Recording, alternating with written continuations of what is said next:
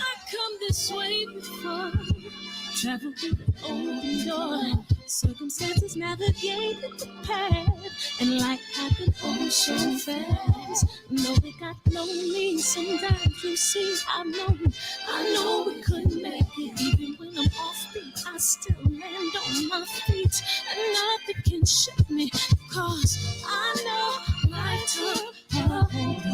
I never. This is where I am destined to be. I'm not ready to give up. I believe in the miracle of life. Life's a break with no rehearsal. Learn quickly, they'll come for your role. Games get played, can't take it personal. Cause the devil is a liar. I'm telling you the truth. It's all in what you do. Some things you gotta do. Fight for millions. Take a second, see the blessing in it. But much expected, much is given. When I made the living, now I'm giving back to the children. Never let the power come first before your happiness. Yes, you can be the best if you go the distance. Mix a little sweat with your persistence. You know that the best things are never instant. Just shine, let them see your brilliance. Get up, open up your eyes now. It's the moment of truth. No backing down. We're bringing it tonight. Oh, for the children, it's a given. You gotta give it, be a blessing. This my personal statement. Run the game like I'm ASICs. Learn and develop patience, determined to be the greatest. Yeah, bobbing and weaving, they changing up like the seasons. Indigenous to the grind, so I do it for all my people. Jabbing in competition, back up against the rope. She fighting for recognition. I'm fighting just to promote equality where we lack it. Or cancer slowing our road. I'm confident we'll make it. We focus on common goals. Yeah. Give back, give love, giving something away. Never give up, stand tall to fight another day. 2 toes, 2 feet, I stand on the ground. I'm going soon and fight this final round. Life's a break with no rehearsal. Learn quickly, they'll come for your role. Can't get played, can't take it personal. Cause the devil is a liar. It's all in what you do. Hey,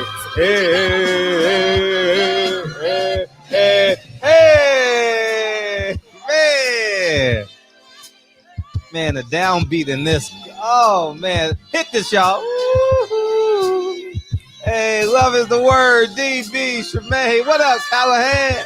Triple OG, you gonna call me or what, man? You gonna call me? Your white neighbors got you muzzled, man. What's up, man? What's up, man? Holla at your boy, man. Holla at your boy, man. What up, TBA, man? You know what I mean? What up, man? Matrix, Southern T Boxing, Man vs. Hype. Welcome to the show. Welcome to the show. Moyo Sauce, what's up, man? 3 dislikes already. It's okay. They in here right now. Fuck him, nigga. He ain't even black. He got mixed kids. He got slapped.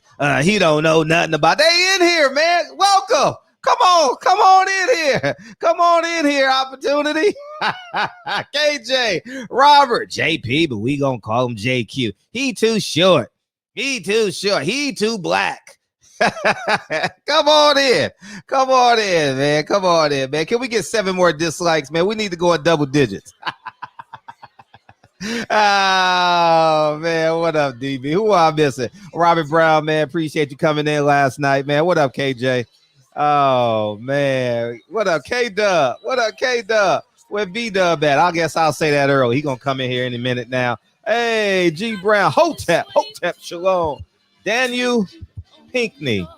I got a story about Ed Pinkney. I'll share. Mac Wavy, you got to patent that name, man. That need to be you need to move to Oakland and open up a store.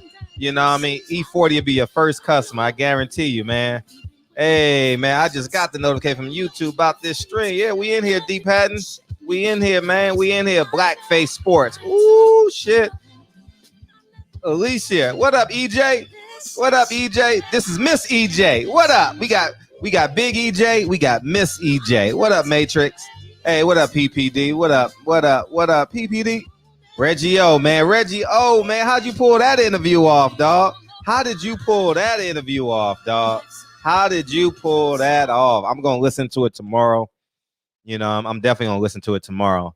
I heard the first 5 minutes and stuff, but how did you pull that off, right? That was a great connect, man. That hits right home. He was my teacher when I was there in 93. So, and I actually saw South Central in the auditorium at Washington High School. Hey, man, what's up? One Fine Dad, man. What's up, man? Yeah. Southern T-Box. So let's get into it, man. Mr. Bill Haney will be in upon his availability. But before he gets in, man, I thought, yeah, he was your teacher. Wait, hold up. Oh, okay. And I'm about to say he was not my teacher in 10th grade, but I didn't know the significance of it until I became an adult, though. You know what I mean? I didn't know, but now I know. I see him at the Pan African Film Festival every year. You know, he gets a lot of respect there. And the film festival is back this February. Yeah. Can't wait. I expect to be in that motherfucker. I'm taking 4 shots at it. I expect to be in that motherfucker, man. You know what I'm saying? Oh, but anyways, man. I don't know if I want to talk about this shit, man, because I'm about to become public enemy number 1. But I saw that picture, dog, of them 5 Latinos and that one brother being Jermall Charlo. And I says, where did we go wrong? Where did we go wrong that we get disrespected at every angle? I mean, at many angles, excuse me. Oh, this is, this Detroit Red. And it was kind of discouraging when I saw that, man. You know what I mean? When you look at it from 50,000 feet, it's PBC got the most black fighters. It's in a black city. It's in the state where Juneteenth probably matters the most, the most significant place as it relates to Juneteenth. And we got 5 Latino fighters and 1 black fighter. It's like they put the token Negro. You know what I mean? Oh, man. So, well, once again, you're proven wrong, Reggie, because Juneteenth is a holiday. And Juneteenth has always been celebrated. You know what I mean? I've seen it. Anyways, Reggie, you're the prototypical Democrat. You're the prototypical Democrat. I'm being Democrat no matter what. I'm going to align myself with the government no matter what. And so the point I'm making is you don't have to celebrate it, Reg, but guess what? There's hundreds of thousands of millions of people across America that will. So and Juneteenth is a holiday, and tomorrow is a holiday, not Saturday. So if you have a job and you don't have to go to work tomorrow, it's a national holiday tomorrow. So feel free to discuss that with your job situation and go from there. You know what I mean? So, but yeah, man, I'm not going to watch that fight, dog. I'm not going to watch it. I'm going to watch Inoue. I probably won't even be home, be honest with you. I probably won't watch none of it, but, and it's going to be intentional. I'll wait for one of y'all post-fight videos. You know what I mean? We want black representation in the hospitals. We want black representation in politics. We want black representation in head coaching, but we don't want black representation on a black holiday.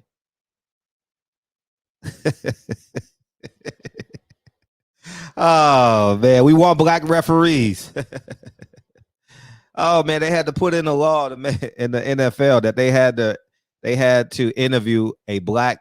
Imagine this, in the NFL, they had to put in a rule so they could manage. So a black person had to be interviewed for jobs. Hey, that sounded like when Earl called his promoter. He was like hey, when he called himself, he pretended to call himself on the phone. Yeah, I know it's a big deal, you know.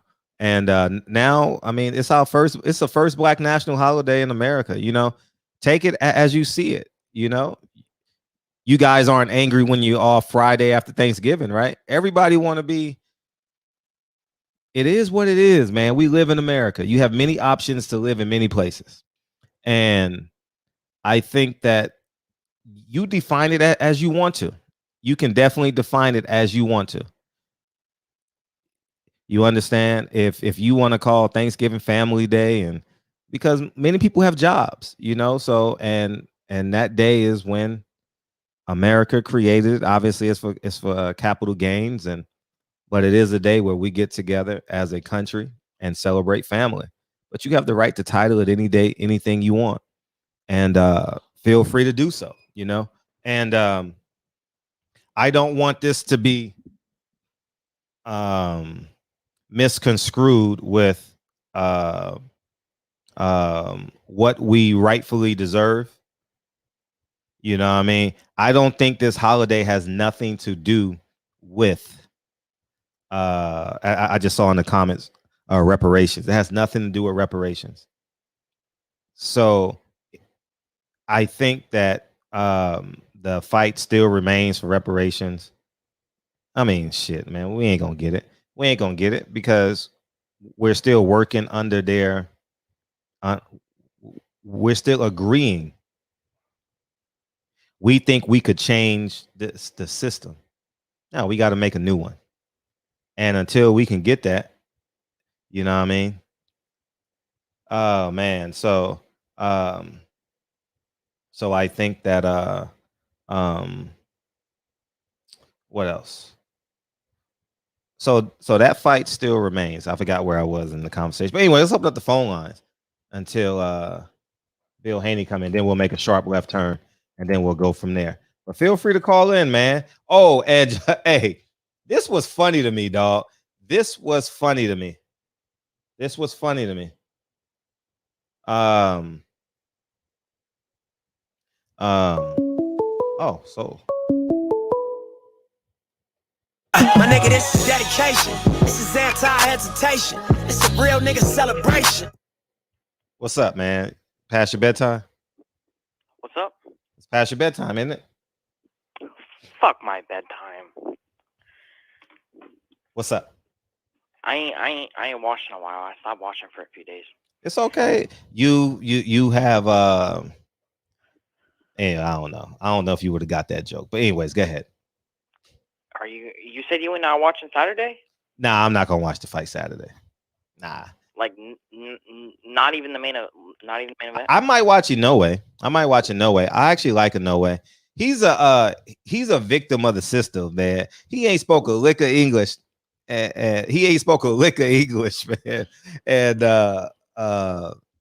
he's and I don't care. I don't care. Not that I care anything, but he ain't spoke a lick of English, and he's on the other side of the coin because they've ranked him too high, and he's a victim of the politics in boxing. But oh well. But I'm definitely gonna watch it. I'm definitely going to I'm more interested in that fight than I am the other one. Do you got ESPN Plus? I do. Mm-hmm. All right. And I got that for basketball. Oh, I thought I was gonna watch basketball this year because they had the Kobe stuff. Kobe would break down the films on ESPN Plus, and I never watched it. So, but I did watch the Felipe Lopez documentary on it when I was charging my car about 1.5 years ago. What's up, man? What you got? I don't know. I was just wondering why you wasn't gonna watch Saturday. Oh, because I think he's fighting nobody, and I think it's disingenuous on PBC's. I think it's disingenuous on PBC's side to have 5 Latino fighters on a Black holiday. Well, you said it's technically tomorrow, not. No, because it's the work day. The work day. Saturday is not a work day. Oh. Yeah. I got you. Mm-hmm. Okay then. Well, I know I'm watching Saturday. Yeah, you can watch both of them. Put one on your computer and put the other one on your TV and enjoy. Yeah, for sure. I appreciate you being first tonight though, because I know you gotta go to bed and shit. So I appreciate that. Fuck going to bed. I've been up 4 and 5 o'clock the past 4 nights. Doing what? What do you do? What does a 13-year-old do at 4 a.m. in the morning?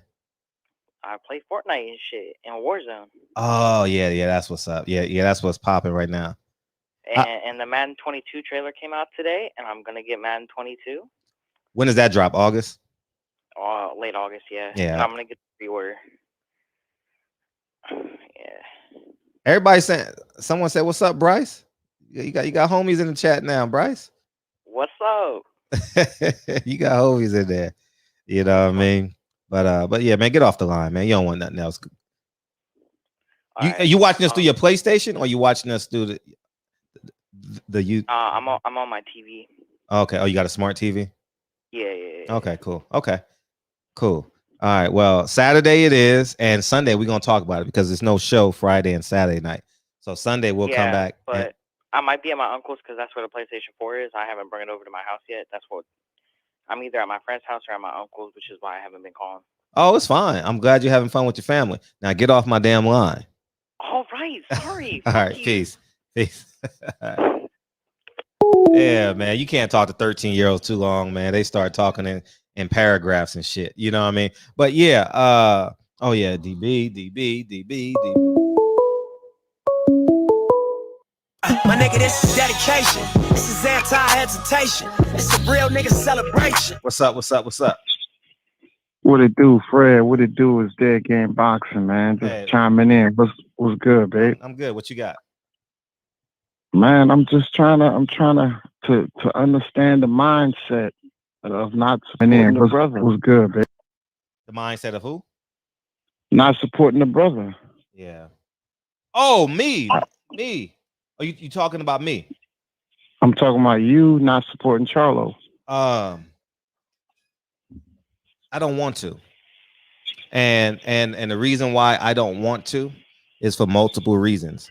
When you've been on the front line of something and I was denied credentials from Golden Boy, ESPN, DAZN, and PBC, and when you fight for something and it doesn't look like what you fought for, then you say fuck it. So I think I've been the only one on the front line as it pertains to actually going to the fights and interviewing people and being firm. You know, people don't ask the questions I ask. Well, what that got to do with not supporting the brother? I just explained it to you. Okay, so because the operation didn't act right, you like, so it's not just him. It's all PBC. I'm not supporting the fight. I'm not supporting the event on that day. Okay, I'm just trying to understand like the motive, trying to get a grasp of the situation. I'm glad you realize grasp has a P on it. Yeah. Well, I'm just, trying to understand, bro. I thought it was more to it than I thought it was something personal. No, or something that even if it was personal, I would tell you. I don't really have no qualms with Jermall. I just think it's disingenuous to put 5 Latinos on the same DS with 1 black fighter in his city, in the state. And I think it's disingenuous. They wouldn't do it to Canelo.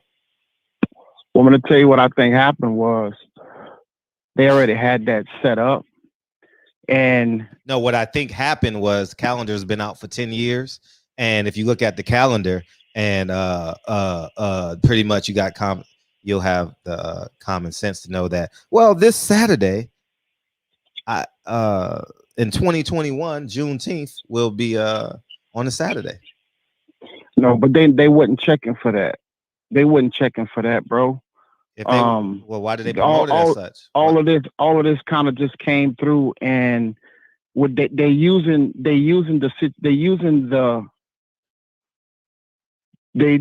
that date for marketing.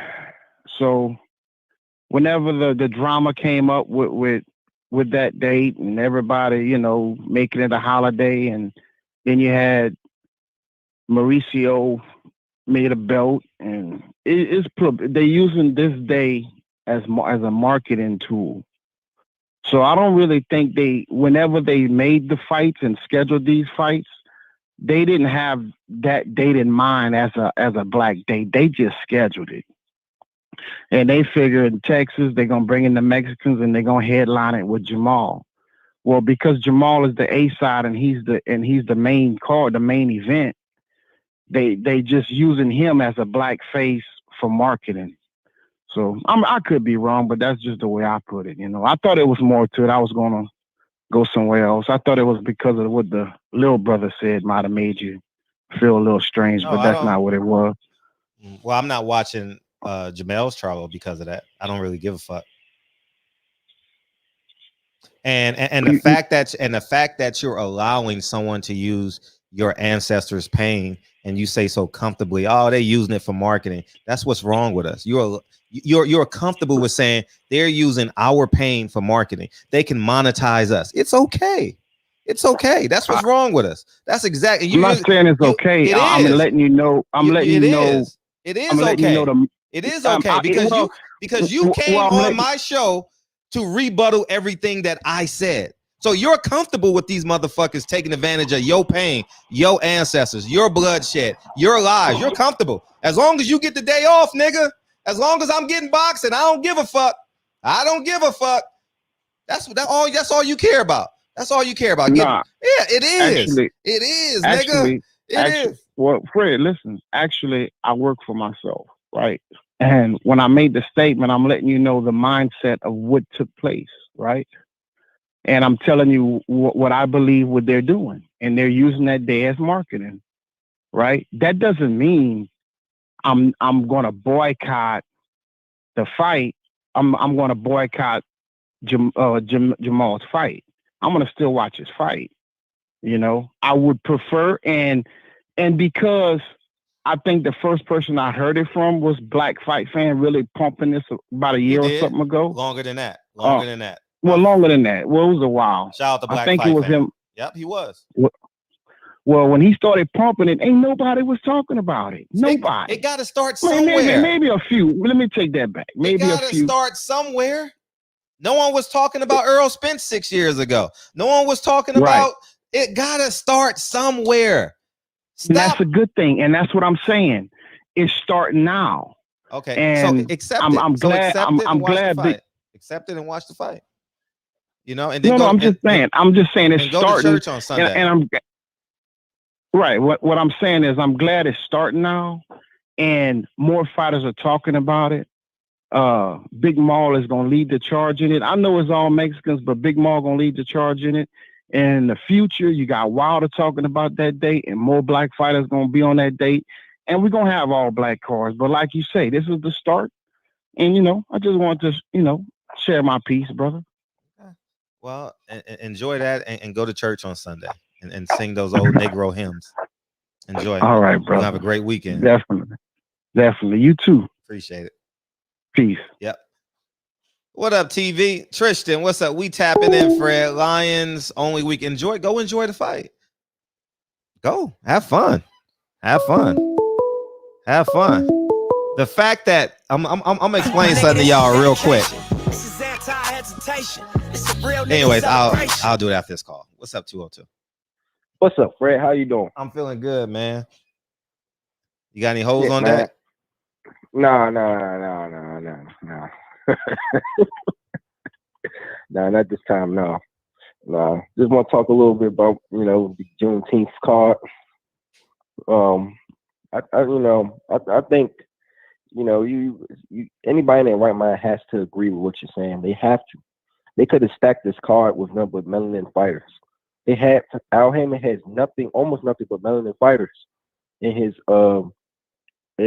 stable. He could have put Stephen Fulton on there, Chris Colbert on there. Who else? I'm trying to think of people who they don't have to pay a lot of money for this type of card. They could and gave him decent opponents. And this card and that card, them three fighters along with Jermall Charlo would have been exciting fights. You know, I mean, it's I don't get why people can't get through their heads that it's that simple. We understand this business. We understand that in boxing terms, they feel like Latinos will help sell the card better because they not me. They feel like melanin people don't come to the fights. They don't sell all this bullshit. We get all that. But who gives a shit? At the end of the day, it's been plenty times where they had Latino fights and that shit didn't sell. That shit didn't sell. It wasn't like 1,000 or 1,000,000 people was watching the fight. So what's the point? What's the fucking point? You know, I mean, if in the boxing business, they say the best versus the best sells. All they had to do with that card is put good fights on there.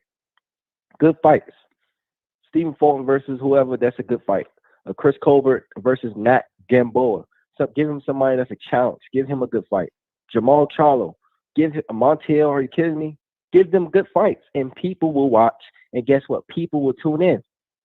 It's like compare. Let's give a good comparison. Wilder versus what's his name? Gerald Washington. You know, but look at the numbers when Wilder fought Luis Ortiz the first time. It's plain and simple. He did way better numbers when he fought Ortiz the first time because guess what? He fought a worthy good opponent. I don't understand these boxing heads, these people who's supposed to put the business, these cards together.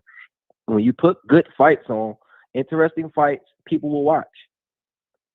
People watch Sean Porter and Errol Spence fight. I just don't get it. People say it's business, it's business. No, it's deeper than that.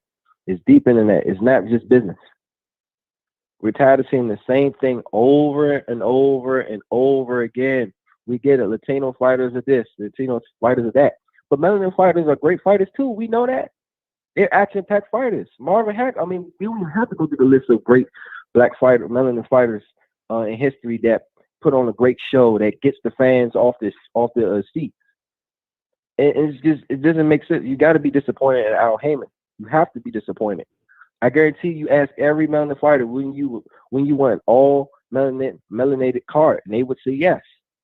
But as you say, Fred, the fighters don't speak out. They don't go and ask Al Heyman this and that. We see Sean Porter, he asked Al Heyman, hey, can I do this and that? And you hear Sean Porter say, oh, well, Al turns down what some of these fighters say, what they want. He turns it down. It sounds like he has the first and last say over their careers. That's what it sounds like to me. It sounds like he has full control over their careers. I don't understand how Jermall Charlo couldn't tell, hey, Al, I want to have Gary Russell on this card. I want to have his brother on this card who just fought, Gary Antoine Russell. I don't understand why he couldn't do that. It sounds like he can't, Fred. It sounds like he can't do that. That's what it sounds like to me.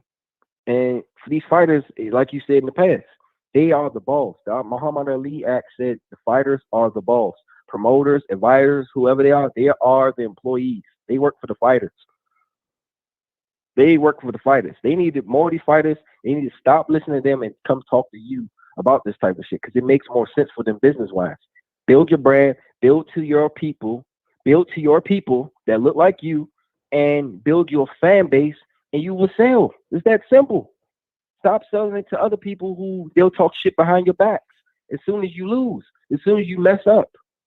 Stop doing that shit. And they don't get it. They just don't get it. It's 2021. How can you not understand this shit? You hit Jermall Charlo still bigging up Canelo. People ask him, hey, what do you think about Canelo, a legend? I want to fight him and Golovkin, but you don't want to fight Demetrius Andrade. 2 melanin fighters. That fight would do well. I don't get it. I just don't understand it, Fred. I mean, what more can you do as a boxing fan but do what you just say? Don't support it. Don't watch the shit. Go watch what's his name? Inoue. Go watch Inoue.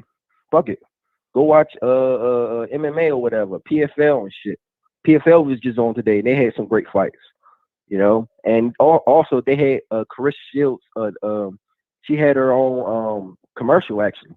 You know, and yeah, the PFL they was basically promoting Carissa Shields. She had her own commercial. I was like, wow, I don't remember boxing ever giving Clarissa Shields a commercial. I don't remember that at all. I don't remember boxing giving Jermall Charlo a commercial. But I do remember boxing give Canelo a commercial. I ain't even seen Oscar Valdez had a commercial before. So these guys, man, they need to come in here, listen to what you have to say, and actually heed to what you say, because a lot of what you say makes perfect sense. It just makes sense. It makes business sense. It makes common sense. It just makes sense all around. And, you know, that's my call, Fred, and I'm out. Yeah, man. Anyways, tomorrow we gonna wake up and say, oh man, I gotta go get a Juneteenth shirt. That's what everybody gonna do Saturday. I gotta wake up and go get a Juneteenth shirt. Man, I gotta go to my uncle's house and barbecue, or you know what I mean, or something. It's funny how when the government tells us to do something, it's acceptable. Why can't we start it on our own? You know what I mean? Why can't we take the initiative? It could have started last year. It could have started 2 years ago, 3 years ago, 4 years ago. I think Black Fight Fan mentioned it maybe 5 years ago. 4 years. It was some time ago, because in 2018 I spoke to forget the young man's name, Steven Espinoza, right? 2018. So it had to be before that. And that's where we're at with it, man. And y'all go ahead and keep on accepting these bologna sandwiches. Y'all keep on accepting these bologna sandwiches. Jermall ruined the Charlo support. Also, Jermall riding the fence. Jermall riding the fence supporting Wilder. Yeah, we're gonna talk about that. I saw that too. I thought that was real disingenuous. Then 20 seconds later, oh man, Spence gonna mow down Pacquiao. You know, I'm the Charlo that speaks his mind. You know what I mean? We gonna see. All right, what's up? What's up, D? Hey man, too blessed to be stressed and highly favored. What's good, family? How you feel? How you feel, man? Good, good. What's up to DB, man? Reggie Owens, Patty Dean, Unique Don, and the whole clan. What's good, family? I want to give a shout out, man, to Brian Custer, who pitched a softball to Jermall, and Jermall walked away from the plate to me, because he could have really elevated that space, and he just dropped the ball. Did you see that? No, I missed it. What happened? Man, Brian Custer so boldly asked him about exactly what you're talking about here. That it should be shouldn't it be Juneteenth should be represented? You know, we should be the example of Juneteenth, right? And the way he so eloquently put it, I cannot do that, man. He put it out there. Just your argument is what he pitched to. Oh, really? Yes. I'm gonna watch it, because someone sent me a screen share of that interview of Jermall Charlo, and that's it. So I didn't watch the press conference. I just watched it for like 10 seconds to take a screenshot of the DS. You know what I mean? That's all. Right. And so what I'm saying now is going to be a couple of people push back, because they're going to say, well, he addressed it. He addressed it with almost in a nonchalant way. He's like, he brushed it off like he ain't here for that. He here to deal with this Mexican sitting beside him. That's my focus. And it should be. But the man pitched you something that was very important to your about your people, and not just in this moment for you Saturday, but moving forward. You know what I'm saying? He said, Brian said, just like the Hispanics have Cinco de Mayo, and they represent that. You know what I'm saying? Because he had to pose that question, and he know coming to the shop, these are the things that we're thinking about. There's only one token Negro on that stage. Why is it a token Negro on a such day like this? I mean, this is not MSNBC, what it is, CNN, where they throw up a token Negro. No, this is something different. This is a whole different arena, right? and you going out here as a fighter, as a champion, you should have rooted for your brothers and some black sisters to be on that card. If you would have thrown one token outsider in there, fine. But it should have been heavily melanated black folks up there getting a paycheck and I think this, I might be wrong. I think Al Heyman is exactly what the fighters say he is. He's an advisor. I don't think that he has anything to do with the lineup of the card. It's somebody else pulling those strings, and I guarantee you they don't look like us. That's making these type of decisions, and they need to do a better job. Okay, now I want to say something real quick about the Spirit of God spoke to me this morning. I had a vision. I was asleep, right? And 2 words he gave me that I never heard before, and I'm gonna ask you about them. And one of them is a name that you give to a baby.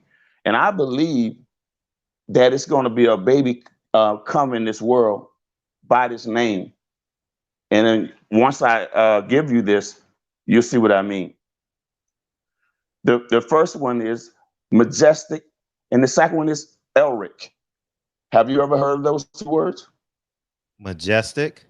Yes. Well, there's someone in our chat named The Majestic. And Elric? Yes. Elric, E-L-R-I-C-K? E-L-R-I-C. Oh, Elric. No, I've never heard of Elric, no. Okay, do you know what that means? No, elaborate. Because you was anyway.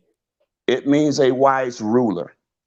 All right. In the first word, having or showing impressive beauty or duty. To please that booty. That was staff. That was just think about the listen. When God give me these things, I promise you, I have never heard of these words. But when I go and look them up, these are actual words. You see what I'm saying? So I don't want to get too deep because I don't want to turn the show into that. But I know that God didn't just give me this for some for no reason. Ask God to tell you the people that's gonna have the baby so you can catch a flight. That I don't know, but it's fact, if it's God, tell him just to put you there. Tell him just to put you in a machine and then put you in a place where you need to be so you can tell them what name. And the name for the baby is the Elric, right? E-L-R-I-C. That is the name that's given to a baby. And do they change the baby will be a wise ruler. You feel what I'm saying? So if y'all think I'm lying, look this up. Look it up right now, Fred, if you think I'm lying. No, these words was given to me through the Spirit of God this morning. I was dead asleep. I've seen it. It woke me up out of my sleep. I'm sorry, and I had to go look it up. And it was actual words with real meaning. And it's just amazing how God speaks and the things that he do. I don't question it. I just have to be obedient to it. Okay. And I knew that I had to come and announce this because it has to get into the atmosphere because someone is going to rise with that name.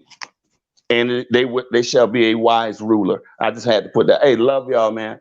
And nothing strange. Just look up what I'm saying. You'll see that it's real. Okay. Hey, love you, Fred. Hey, DB, I love y'all, man. Peace. And I'll probably call back in later. No. God told you to go to bed. Oh, wait. Oh, shit. Wait. No, listen. Oh my God. How could I forget this? Man, no, listen. Listen.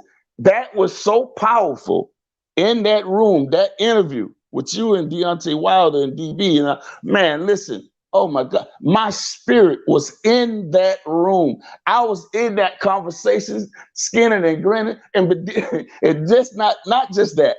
It was that brother is my soul brother, not just my spiritual brother. He's my soul brother. And what I mean by my soul brother, we think some things alike. The things that I'll be thinking or have said, man, I'm telling you, that brother is connected to the people. It's something divine about that brother. I know that may seem spooky to the people who don't believe in God or whatever, brother, but I'm just telling you, it's real. I love that brother, man. Did I say your name in the interview or did I say it after? You probably said it after because I didn't hear it, but you told me. I told him what? What did I tell him? No, you told me that you I did mention his name to you. I didn't know if it was on camera or not. That's no. Yeah, I have but man, I'll rewatch it. I'm gonna start cutting it up. Yeah, that was powerful, Fred. And I'm gonna say this before I go. The question that you pitched to him about Carissa, remember on the show, I think I forgot, was the fight she did the second undisputed. What was that? Was that Jesus? What you said? No. No. I hear you said something happened to your phone. Say it again. The undisputed fight with the second one with Carissa Shields, right? Yeah. I said that, and I think about one or two people laughed at me in the chat. I said that she needs to be getting paid at least $4 or $5 million. You know what I'm saying? I just think that women should be getting paid what they're worth because they could die in the ring. You know what I'm saying? They take abuse in the ring. You know what I'm saying? They get in. I don't want to go too deep, but I just think that a girl like that, a woman like that, no disrespect, no girl, a woman like that, pound for pound, male or female, with those type of accomplishments, 2 gold medals, not only should be making that type of money in the ring, she should have endorsement deal by Cadillac, all type of, because had she been another race and with 2 gold medals for boxing, representing the country like that, I guarantee that young lady would have had an endorsement deal, at least 2 or 3. I don't think she have any. Yeah, I mean, I don't know what she has. Yeah, man, it's just I just wish this country would do better by us, man. It's time, brother. It's time, but again, they're not going to roll over and do it. You know what I'm saying? And some people are pushing back on this federal holiday, Juneteenth. I hear it. If some people saying it's tokenism and symbolism and stuff like that, and I get it. You know what I'm saying? People are like, well, why black people who can't afford, to be off that day where their white counterparts are be barbecuing and relaxing on your dime when you got to go to work because you're struggling to pay. I get all that.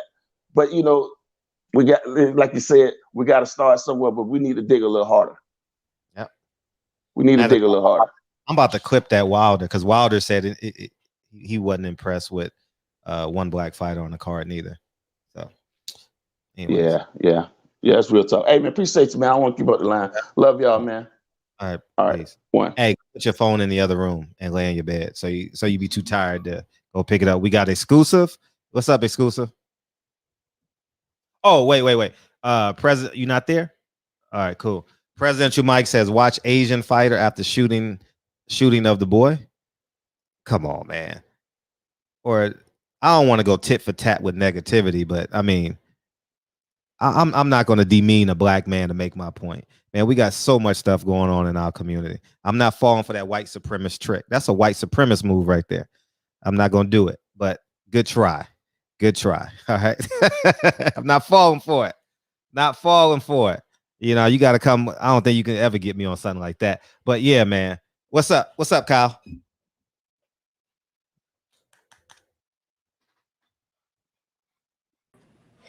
Just put some kids down real quick, man. So that's why I came on late. They coming. They coming. No, I put the gate up, fam. Ain't no coming down. They see that gate up there. Oh yeah. You know that gate. Yeah, you know the gate. It's gone. They gone. Hey, but the one thing I'm gonna tell you, you gotta put put your wall protectors on it because it's gonna gonna take the paint off? Now it come with the wall protectors though. No, the circle things.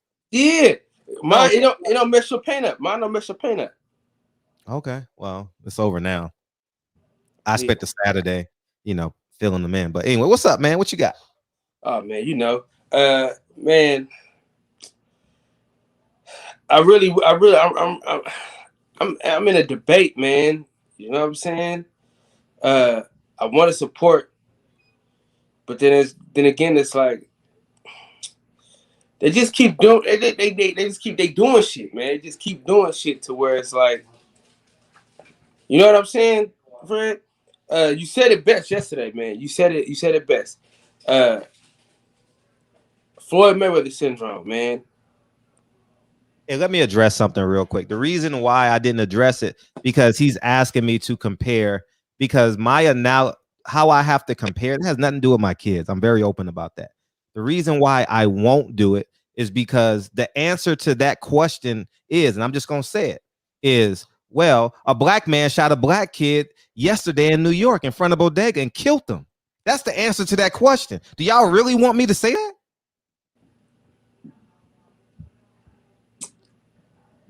Y'all always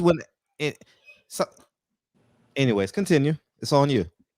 I'm just not gonna play that game. That's like saying comparing a black man to a white man. You know what I mean? So, but anyways, what's up? Go ahead. Yeah, man. It's like you want to support them, man, but they just keep doing shit to where it's like, come on, man. You know what I'm saying? Like you said, the Floyd Mayweather syndrome. You know what I'm saying?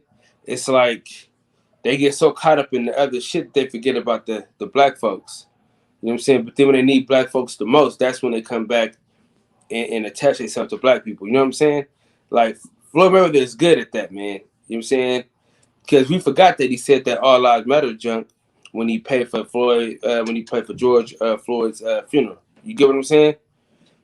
Yeah, they're confused in the chat. He said he basically saying, yo, black man, you should not be watching an Asian fighter because of what the Asian man did to the black kid. Ain't that pretty much? Tell me what you got from that. Might as well have this conversation now, and then we'll get back to you. What did you, let's see if it's still here. It might be gone. It's gone. But he said, yo, Fred, you're gonna watch the Asian guy. You're gonna watch the Asian guy after you're gonna watch an Asian fighter after an Asian shot the black kid. How do you interpret that? Well, for you, it's a little different for you because your fucking kids are Asian. That has nothing to do with my kids. I don't care. No, I'm just saying, like, you in your video earlier today. Listen, in your video earlier today, you pretty much. I don't know the context of it. I'm talking about the context of it. The context. I'm not personalizing it. I'm talking about the context of what he said. He said, "Yo, Fred, you're gonna watch an Asian fighter after what that Asian man did to that black boy." What does that mean? Don't compare it to my life. What does that mean to you? I mean, I don't really know what that has anything to do with that fight. No, he's saying because I said I'm not watching the Jermall Charlo fight, right? Mm-hmm. So he's saying that I should not watch the Inoue fight because the Asian man shot the black kid. But what about the black man shooting a black kid? That's the point I'm saying. And then if we have that conversation, we're demonizing ourselves. And that's why I said I'm not falling for that trap. Because I tell you what, I cried a week and a half ago, 2 weeks ago, when that black man killed that little boy at that party in Miami. So I shouldn't be watching no black fighters. That's the point I'm making. You see what I'm saying? So it's a dangerous, slippery slope that we're playing. You understand what I'm saying? And that's what I'm saying. If you disagree, call in. That's why the phone lines are here. Beam in. You know, I mean, but it don't really match the conversation though. Like it don't match what we're doing. You know what I'm saying? Like But as it pertains to you, we can say this though. If you watch your video today, that you talked about the video, there's a great reason why you are watching the fight. Your kids are Asian, and your kids are what, 25% or 25% Japanese. Yeah, 25%. Japanese, and it's a Japanese, and it's a Japanese fighter. So I mean, you kind of rooted into. I wasn't even thinking it from that perspective. I was just saying I'm watching it. I was thinking I'm watching a no way fight because I don't want to watch what they doing on Juneteenth, and that's the only fight that's on. Because Teofimo, I wasn't gonna pay for Teofimo. Come on now, we got you. Come on, man. Hey, Floyd fucked up a lot of streaming services with his punk ass. He fucked up a lot of what? He fucked up a lot of my streaming services, man. With his mark ass, man, with that shit he pulled, man. Yeah, I saw that. Man, listen, I got sites that I still can't get on. Listen, I bought this big ass projector for football season because I can go to watch any game I wanted to on that particular site. He fucked it up. I can't even. It won't nothing come up. I can't watch nothing on that site, man. I'm hella mad about that, bro. And that was the best site I had, dude. I could watch any fight, any game, basketball, football, soccer, hockey, didn't matter. Click on it and it was on. You know what I'm saying? And it was so clear. I could hit it, go to my TV, everything, man. And they fucked it up for me, man. I'm still mad about that. So a lot of people had to buy that fight because they fucked up a lot of streaming sites the niggas was going to. I wouldn't have watched it if I had to buy it. No, I didn't, nigga. Come on, you know I'm cheap. Yeah. I only buy a particular thing. Oh,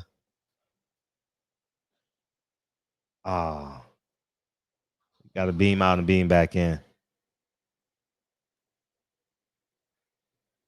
Go ahead and beam back in if you want. Feel free to call and open up the phone lines, and we'll go from there.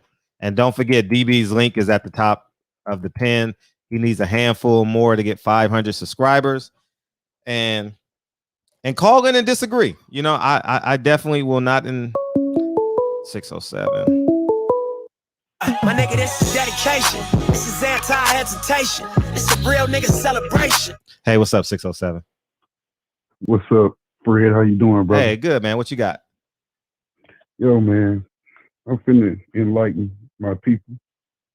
I'm gonna enlighten the world because it need to be enlightened. Because it just need to be enlightened. If y'all, I've been watching boxing. This is Derek. Remember I tell you? I'm 45. I've been watching boxing since I was kid, 6, 7 years old, 5, 6, 7 years old. If y'all haven't realized by now that all the promoters are in it together, they just running game, man. The promoters are in it together. No matter what y'all think, they in it together. That's why you're not getting the fight. That's why we're not getting the fights that you want. And I've always been told, if you don't stand for something, you'll stand for anything. So I understand why you're not gonna watch the fight, bro. And I'm an advocate. I love boxing. That's my number one sport, is boxing. Because if Wilder and Fury can fight, everybody can fight. They can make any fight. They can say conspiracy theory, whatever. And then the deacon that called in, it's crazy because I want y'all to check out this documentary called Above Majestic. If you never looked at a documentary, I want you to look at it. Above Majestic. But we're gonna have to take a stand, man, in order to get the fights that we want. Period. Point blank. If you ain't in boxing to be the best, if you don't want to fight the best, man, just because y'all making $2-3 million, that's nothing. Ray Leonard was making that. He's tripling, quadrupling that in the 80s, man. 70s and 80s. So I just say, why are you in boxing if you don't want to be the best, man? Period. Fights can get made, man. Fights can get made. What you say, Fred? Yeah, I agree. Fights must be made. And I said this earlier. The reason why the Paul brothers are so successful is because the best don't fight the best. And we drag fights out and we drag fights out. Next thing you know, is the market is gone. You know, there's so many fights that are gone because and what they don't realize. Oh, go ahead. I'll let you. I'm done. Go ahead. And what they don't realize is, if you go ahead and make the fight, I'm a boxing fan. I don't care if win, lose, or draw. The great fighters lost, regardless. It's all about how you come back. So if you lose the first fight, you can always rematch, get a trilogy out of it. That's more money, especially if the fight's good. But they look at it, they want to wait it out 5 years, 6 years. Come on, man. You want to fight the best when you in your prime or entering your prime. You want to be, that's when you at your best. You don't want to fight it when you're 35, 39, the best, and all of a sudden get a big fight. It's crazy, man. That is crazy. When you are, it's just crazy, man. Boxing is crazy. That's why the UFC is making a big push like it is, been making a big push like it is, because the best fight the best, man, period. The best fight the best. In boxing, we haven't had an era. The era is gone. It's been gone for at least what? Especially in the 2000s, man. The best got to fight the best, man. You got some young, great fighters out there. And they should be fighting each other, man. Think about it. Fernando Vargas, I'm going to bring his name up. Look, when he was fighting De La Hoya in Trinidad, he was only 22, 23 years old. They fought, and they was older than him. You know what I'm saying? That's why people, they don't understand the game, man. They should be out promoting themselves. They should be coming on talking. They should be on YouTube talking to people. They should have their own channels. They should, man. It's crazy, man. And they act like they don't really want to be the best, man. Only thing you got to do to get the fights is say, I'm not fighting until I get the best. Somebody in the top 3. Start fighting cab drivers. And we want to see the best, man. Until we take a stand, they're going to keep doing this in boxing. Because they listening. Trust me. They listening. They listening to the channels. But that's all I had to say, man. But y'all need to go check out Above Majestic. Okay? Yeah. Deacon's writing it down right now. Listen, man.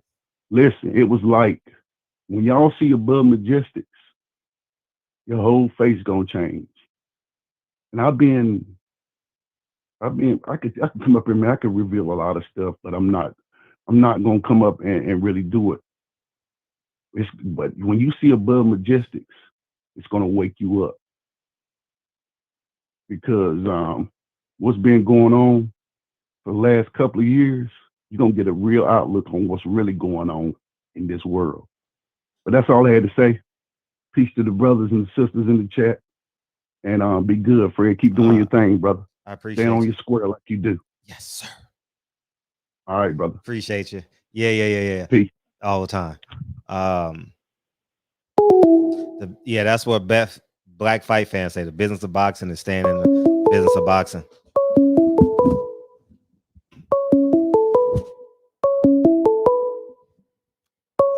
What's up? Yeah, can you hear me? Yeah, very well. Awesome. Man, I'm excited to get this conversation with you, Brett, and all the folks in the chat.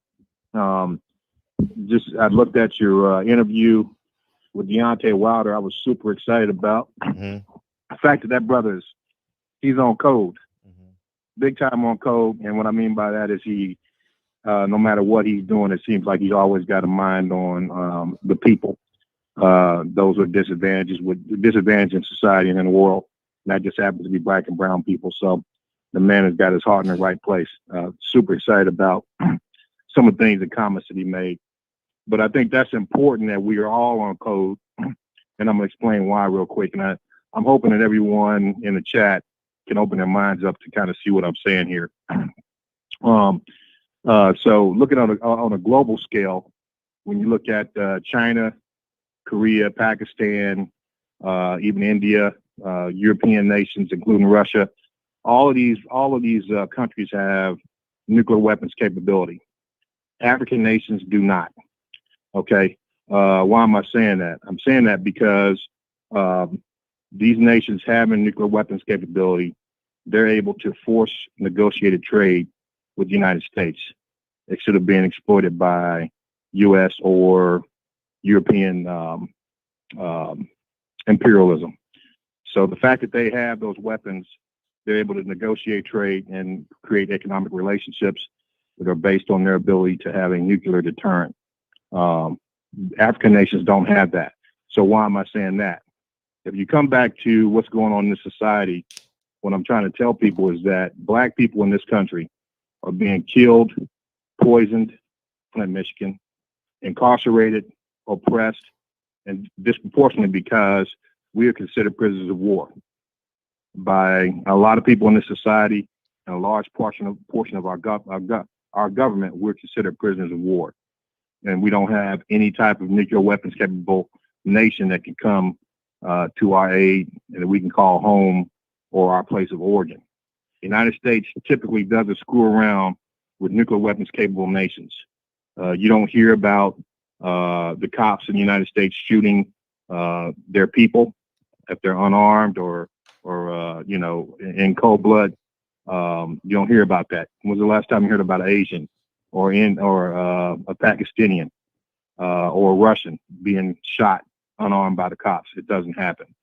And I would say if you open up your mind a little bit, you'll see that if George Floyd would have been Asian or Russian or Pakistani, just the sheer disrespect of that event, not even the inhumane nature of it, but just the sheer disrespect of it would have caused those nations to come and demand a national apology and some legislation, much like the legislation that Biden passed and Congress passed to protect the Asians when they had that mass shooting down in Atlanta by the Caucasian. So because we, as Black and brown people in this country, we don't have a nation that can act collectively on our behalf, we have to show economic solidarity. We have to be on code and not to show support for people who mistreat us. If we can't do that, we don't have a chance in the world. We have to do that. So the merchants that make most of their money in the Black community, if they're not treating our people right, we have to stop supporting their businesses.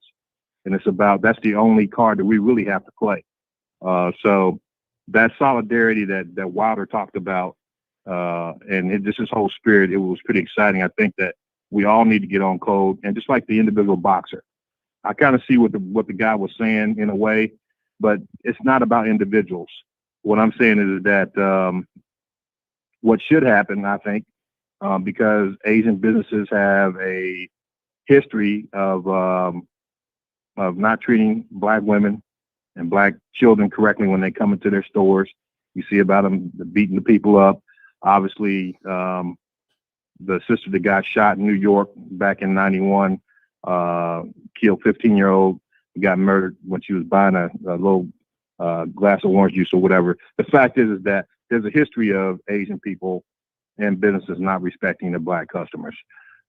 This last thing that happened, I think it was probably a function of some of the legislation and the mentality that had came out as a result of that.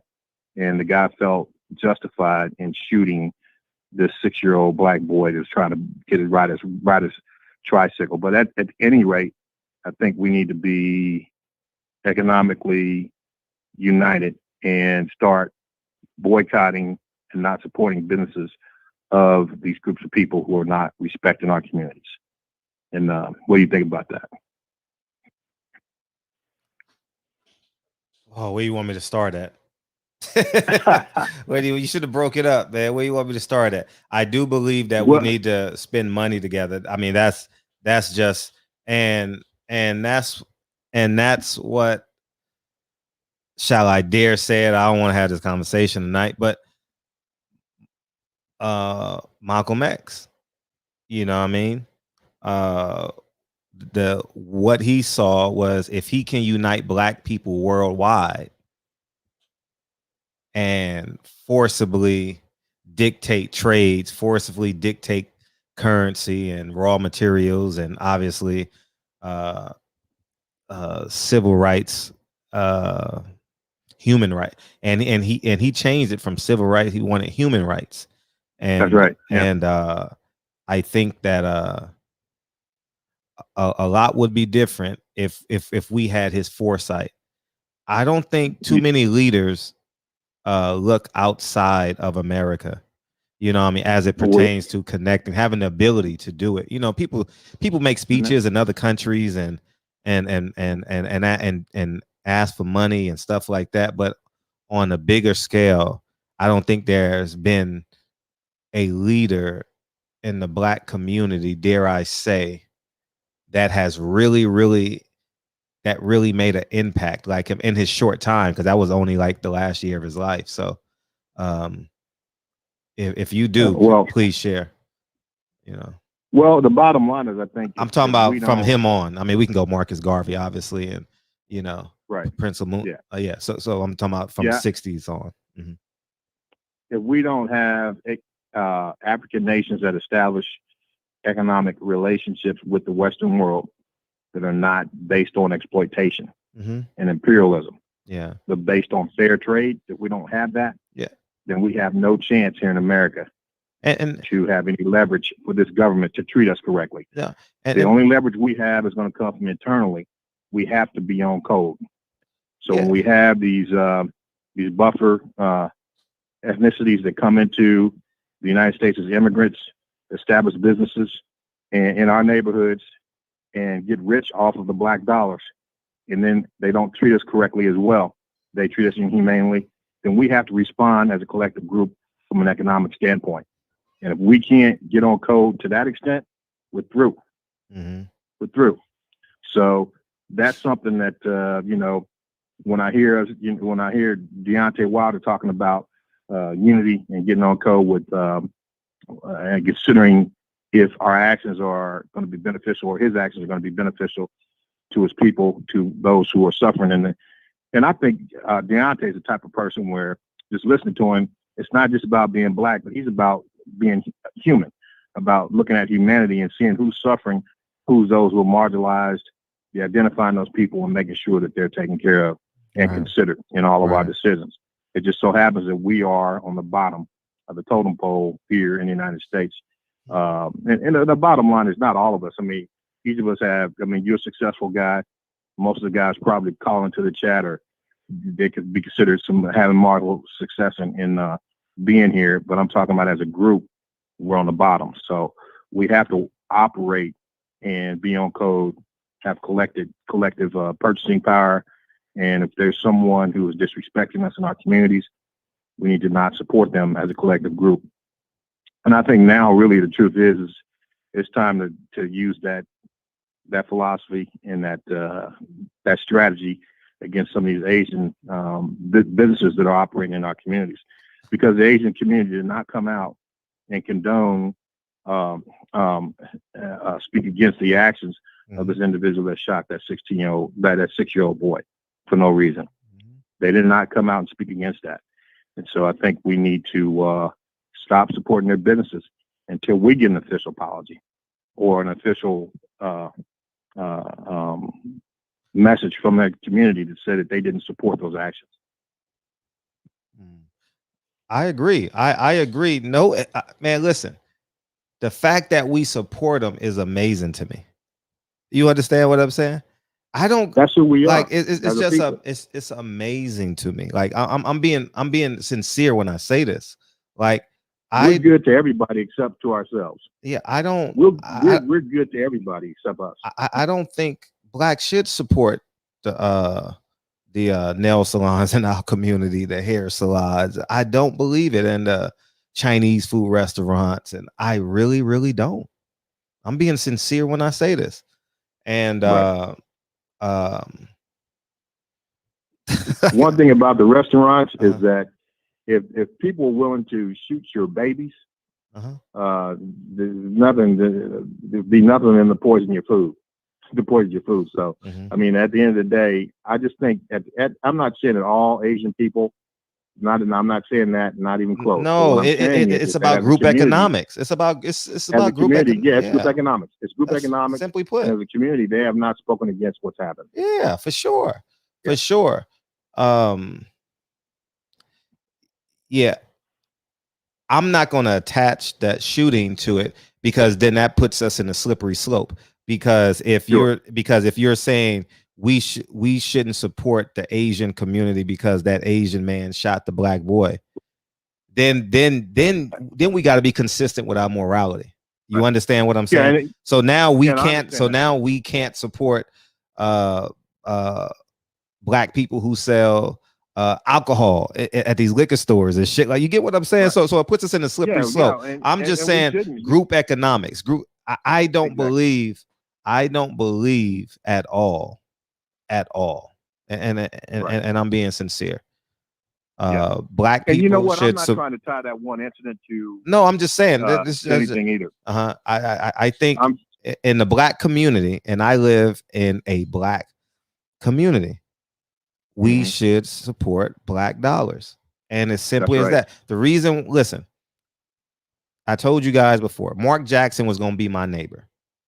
And whatever that shit called, Calabasas. Yeah, Calabasas. I chose not to go. I chose to come to the Crenshaw district, and it was intentional. I know the kids that I was going to potentially raise, and the realities of it, and that's what I chose to do. So I think that is just from a premise, from a birthright. I think that should be our birthright. It should be constructed that way. You understand what I'm saying? Like all of my money is in an Asian bank or a black bank. You understand? All my expository money, I already have the loans with the banks and all that and stuff like that. But as I'm able to transfer them over, I will. But I I think I wasn't taught that as a child. You know, I was taught, because I was raised in Harlem, I understood, I was learning the significance of being black and as it pertains to that. But I think we as a collective can do a much better job at teaching our kids what it is to be an upright person, and respecting your culture and understanding the realities of it, because our culture ain't hip hop, nigga this, bitch that, ain't that. Exactly. That's not our culture. That's constructed by a white liberal that's raining these motherfucking ideologies upon us. And blacks are instinctively conservative, because you know why? God fearing by its own definition makes you conservative. That's right. Yeah. It's just no way around it. It makes you, if you believe in a God, you are conservative. Liberals are atheists. You understand? Like, you understand just only atheists can be liberals. You understand what I'm saying? Yeah, no question. You can't do cocaine. You can't do drugs. You shouldn't do abortion. You should take care of your body. You shouldn't eat pig and swine or whatever else is in your Quran or Bible or whatever you believe in. That's conservative. Right. You understand? I'm talking about by definition. I'm not talking about what society has placed upon what liberal is and what conservative is. No, if you believe in God, you're conservative. You're disciplined. You know what I mean? They've commercialized religion. So now we think it's cool to go buy an Easter outfit, be fresh to death on a Sunday. So I just, whatever God you believe in, your God is conservative. Trust me. Right. The major religions. I don't know about the minor religion. But anyways, continue, man. What you got? No, I mean, that's all I have, man. I think that just having that global perspective, understanding why, there's a reason why we don't see certain people shot in cold blood in the United States by the police or mistreated. We don't see that because the connections that they have to a homeland that has the ability to force negotiated trade with the Western powers of the world. Africa does not have that. Africa has been exploited. Both its human and natural resources have been exploited for centuries. So until we actually have that type of connection, and that's really up to us as well to make those connections to Africa. Until we have those connections, we have to learn how to be internally on code inside the United States and practice group economics like you spoke of. Right. And, I appreciate the call. All right. All the time. Peace. I mean, if you guys want to elaborate on the definition of being, call in. What makes the definition of being liberal? I could be wrong, but convince me I'm wrong. I'm not. If the black community, let me get Dana, Cinderella, Dana. Let me get Dana. How you doing? Can you hear me? Yeah, who this? It's cool. How you doing? Hey, what's up? Yeah, this is my second time calling in, y'all. Okay, hold on for a second. Let me get the super chat real quick, please. Gotcha. If the black community all move in the same direction on political issues and spend their money with the black businesses, they'll take us more seriously. Absolutely. Go ahead. Yeah, this is my second time calling in, and this is a great show. I mean, I'm a boxer and a boxing fan, and you go around the business of what ticks boxing and just life in general, because I appreciate you examine these people out the ring also. You're just not talking about in the ring. But to stick to the subject from the last caller, because I just zoomed in right now. Sure. I totally agree what he was saying. He was talking about some good points, but I want so-called black folks to understand is we got to tie ourselves back to this land of who we are, because for one, this is no disrespect to Africans and nobody like that, but we're not of African descent. We're the real Aborigines or Indians of this land. And so for one, we've been duped about who we are. And, in terms of reparations and restoration and restitution, we got to tie our name back to this land and identify our blood, because this is our ancestors' land, back to this land, so we can get that kind of stuff and get back in balance. Because we constantly talk about Africa, but that's not our people. Nigerians would tell you this, Ghanaians would tell you this. That's not our people. That's not the story. The whole transatlantic slave ship narrative, that's a farce that was made by these Zionists and these Nazi Zionist people to basically write you off your land. They did it to the Egyptians over there in Egypt, which, is Kemet. But, basically they wrote them off the land. They replaced their face. They put European or Greek or Persian people as the faces of Egyptians. And now the history book says, hey, look, it's white Egyptians. They did the same thing with the Indians over here. They made them, Siberians, because that's what Indians are nowadays. They are the Siberians that came out of Siberia off the Bering Strait. And you have a lot of Europeans that are running these tribes too, with their blood quantum things and this, that, and the third. And we call them $5 Indians. But what we got to get back to is identifying our birthright, as you said, back to this land. And that's how we gonna get stuff done. I don't know how everybody feels about that or what they know about that, but I just want to get your take on that. They'll definitely respond to you. Some of our ancestors are African. I just simply believe, and follow me on this, man. You do sound like Tavis Smiley a little bit. I think Pangea played a huge part in our separation, because when I look at the map, it looks like it was connected at some point, right? And follow me on this. I think black people ruled the earth because you can get every color from black, right? This was Egypt. This was the first Egypt, yes. This was Africa.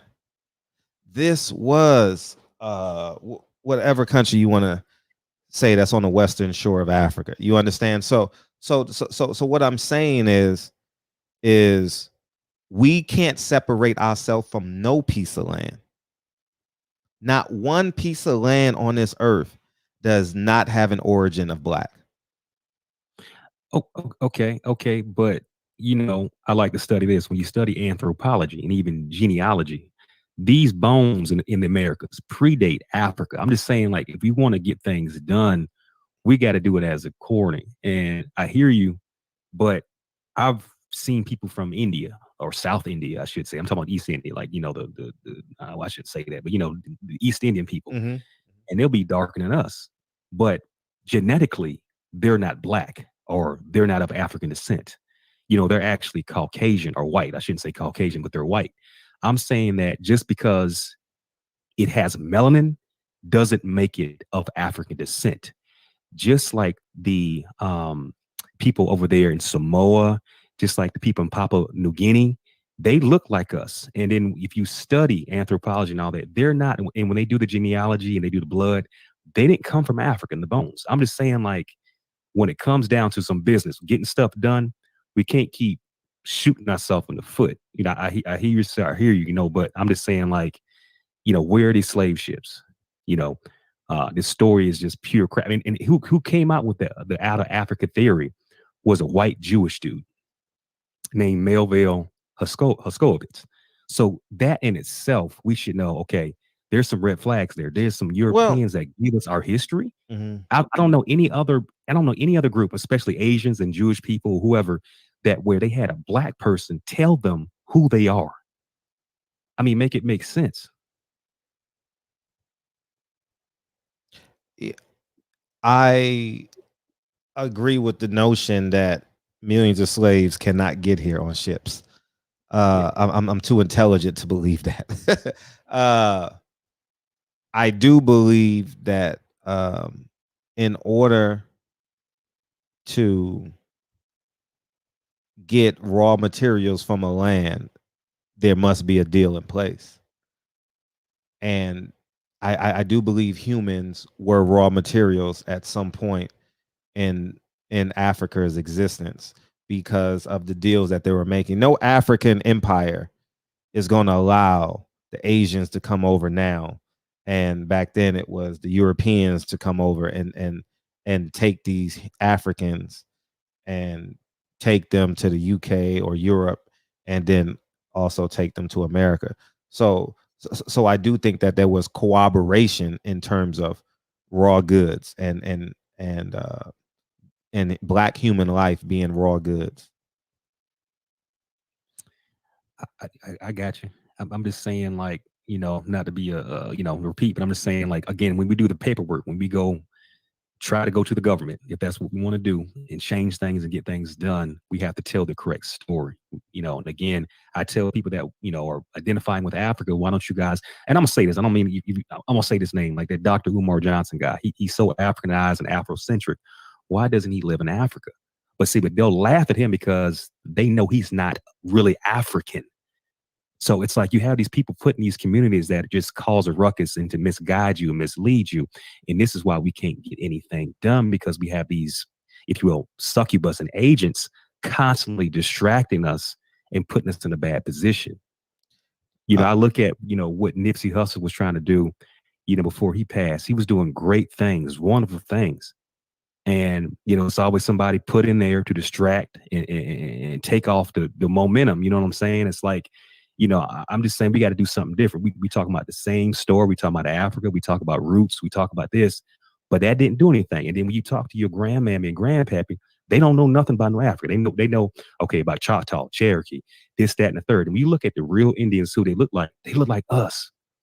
So somebody's got to make it sense. Somebody's got to make sense out of this. That's all I'm saying. Like, if you want to get things done, just like in the boxing community, you know, you got trainers that care for people, you got trainers that don't, and you see trainers that, you see fighters that get where they need to go because based off the people that got around them. But if we got these idiots around us and these agents, we ain't gonna get nothing done.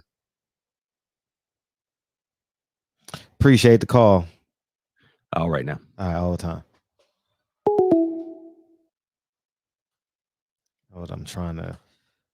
I'm tired of moving up and moving forward, Brandon. Give me a second. I'm trying to make this mouse go. Come on, mouse. Hook me up. Damn. You know what I mean? I got to activate this mouse. There we go. Okay, cool. It's getting closer. All right, what's up, B? Peace. What up, Fred? Shout out to the third. Shout out to DB. Shout out to Reggie. Shout out to everybody. That caller just threw me for a loop. Did he say that we don't have any evidence of slave ships? Did he say that? Did he say that? First of all, when he talks about, I'm sorry. You said I'm breaking up. No, I'll tell him Reg. Give me a sec. Reg just called in, but go ahead. Oh, let Reg jump on the line too. Tell Reg to call back. We can have the three. Yeah, so you can speak. You have all the time you want. Okay. The premise that see, the thing about that is what we have to recognize. It's like Sentinel Island. Sentinel Island is around India, right? Remember Sentinel Island where the white missionary went and they killed his ass? Do you remember that, Fred? About a couple years ago, but anyway, Sentinel Island is full of black people, but it's around India. It's off of the coast of India. What we should recognize is that we've always had transportation. So if black people are the first on the planet, why wouldn't we know every square inch of this earth? Why wouldn't we travel this earth? Why wouldn't we sell to certain places? So I think that we're getting hung up on stupid little things. Like I even heard the caller say, if you got melanin in your skin or Africans and we not the same. Here's the thing. We may not be the same to each other, but we are the same to the dominant society. If you stood an African next to me and I'm dark and he's dark and we didn't open our mouths, who is the African? How do you differentiate? The system of white supremacy is not based on, where you from. It's based on skin color. It's easy to differentiate. That's easy. So we are getting hung up on, oh, this is our land and we need to do this and we need to do this. What we need to do as black people, like I've always said, is find a code. What do we believe in? Okay, we believe that this is this. Okay, that's where we're going to go with that. And then we move forward outside of the code. Outside of that call, I just want to say that because that was very confusing, and we can find ourselves going down these small rabbit holes when it's not necessary. Just think about it like this. If you lined all of the darkest people up on earth and we all stood next to each other and we didn't open our mouths and you didn't know where we from, how would you be able to differentiate who was who? You just look at them. And that's what they do. They look at us and that's how you discriminate against based on your skin color.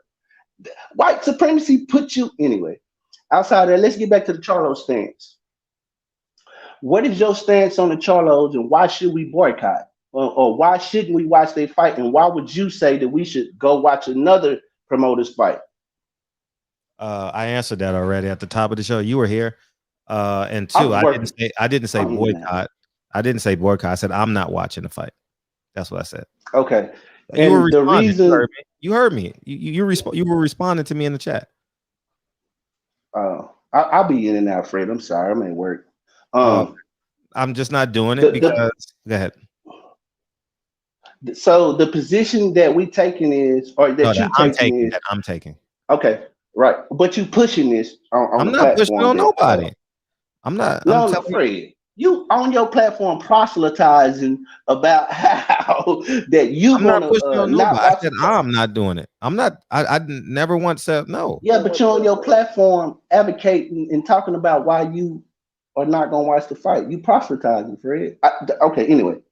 So the position is basically for you is that they made that one of the Charlos made an ignorant statement out of ignorance. No, that's not. No, that's not what I said. No, I'm asking. I don't know. That's what I'm asking, Fred. I'm trying to clarify to see what position you're taking. No, I'm not watching it because of Juneteenth. I think it's just. I think it's not. It doesn't represent how I envision Juneteenth. Okay, so this is the first Juneteenth card, right? Mm-hmm. So, we talk about what Juneteenth. Who told us that Juneteenth was Juneteenth? White people, right? So whatever the precedence for Juneteenth was and is, it was dictated by them. So we have a promoter. We asked for a Juneteenth fight.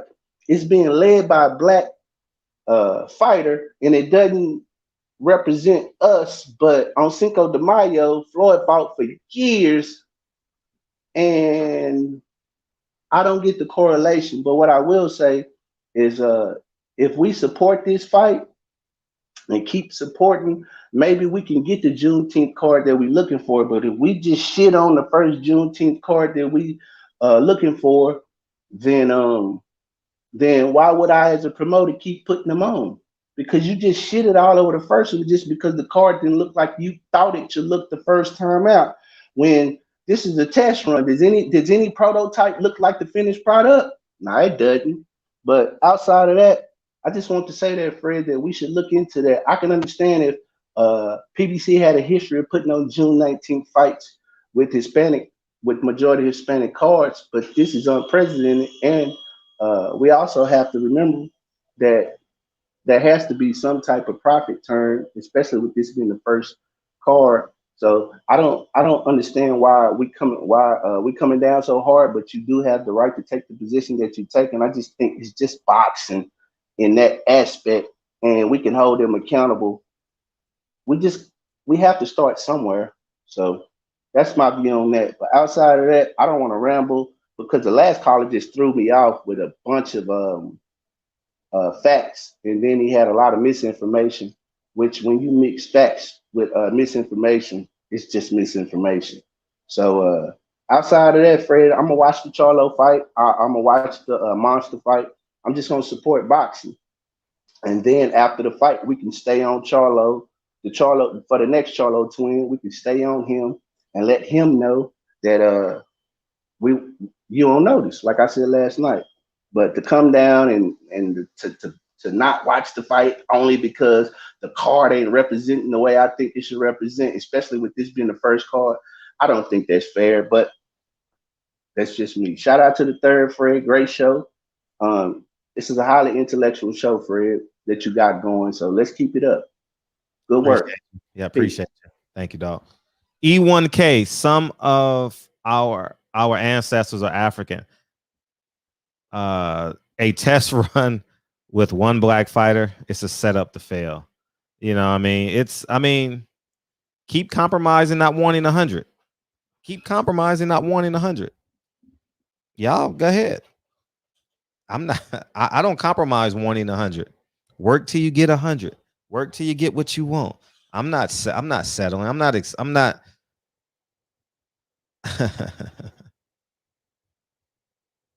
If that was Donald Trump, we would be all. If Donald Trump only put one black fighter up there, right? We'll be mad than a motherfucker. If Bob Arum did it, we'll be mad than a motherfucker.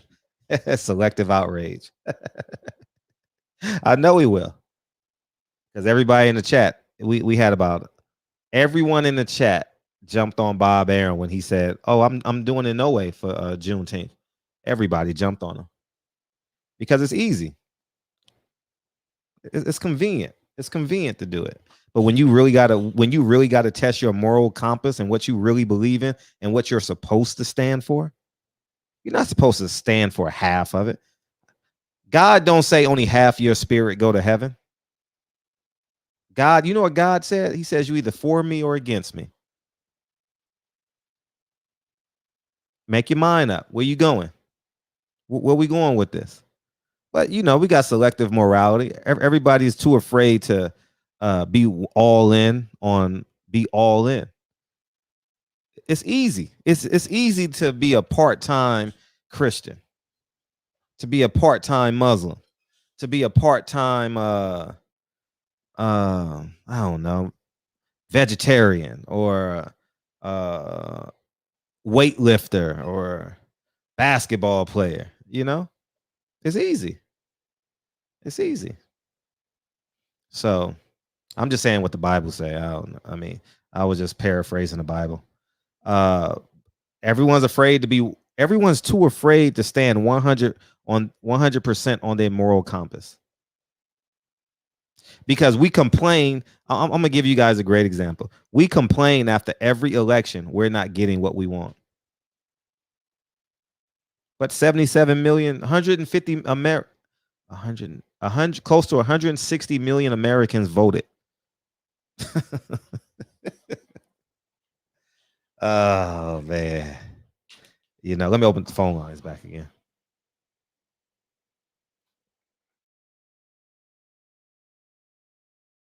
Christians eat pork. Explain that. Explain that. Christians listen to rap music. Explain that. Explain that one to me.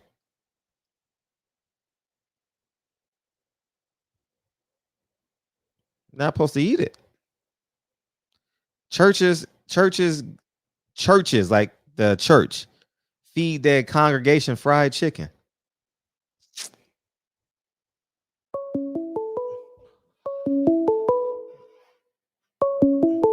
And it's a social norm. Let me get some music in this motherfucker.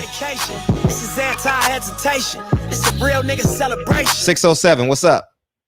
Hey, Fred, this is Derek again, man. I got something to say real quick. Fuck. Just something real quick, and then I'm gone. What's up? Look, I'm finna give you. I got to tell y'all this. I wasn't gonna tell y'all this, but I need to tell y'all this. We've been getting a lot of misinformation for a long time. So I'm finna give you game. Google has been censored, man, for a long time, censoring information. So what y'all need to do is change your search engine to DuckDuckGo, and you're gonna get the real information, and nothing's gonna be censored. That's all I got to say. DuckDuckGo. That's all I got to say. You can do it, or you don't have to do it. I'm just trying to wake I'm just trying to wake people up, man. All right. Appreciate it. It's my duty. All right, brother. All right. To please that booty. Richard Roundtree. Shaft. Yeah. Being obese is not, that's called gluttony, right? Isn't gluttony one of the 7 deadly sins?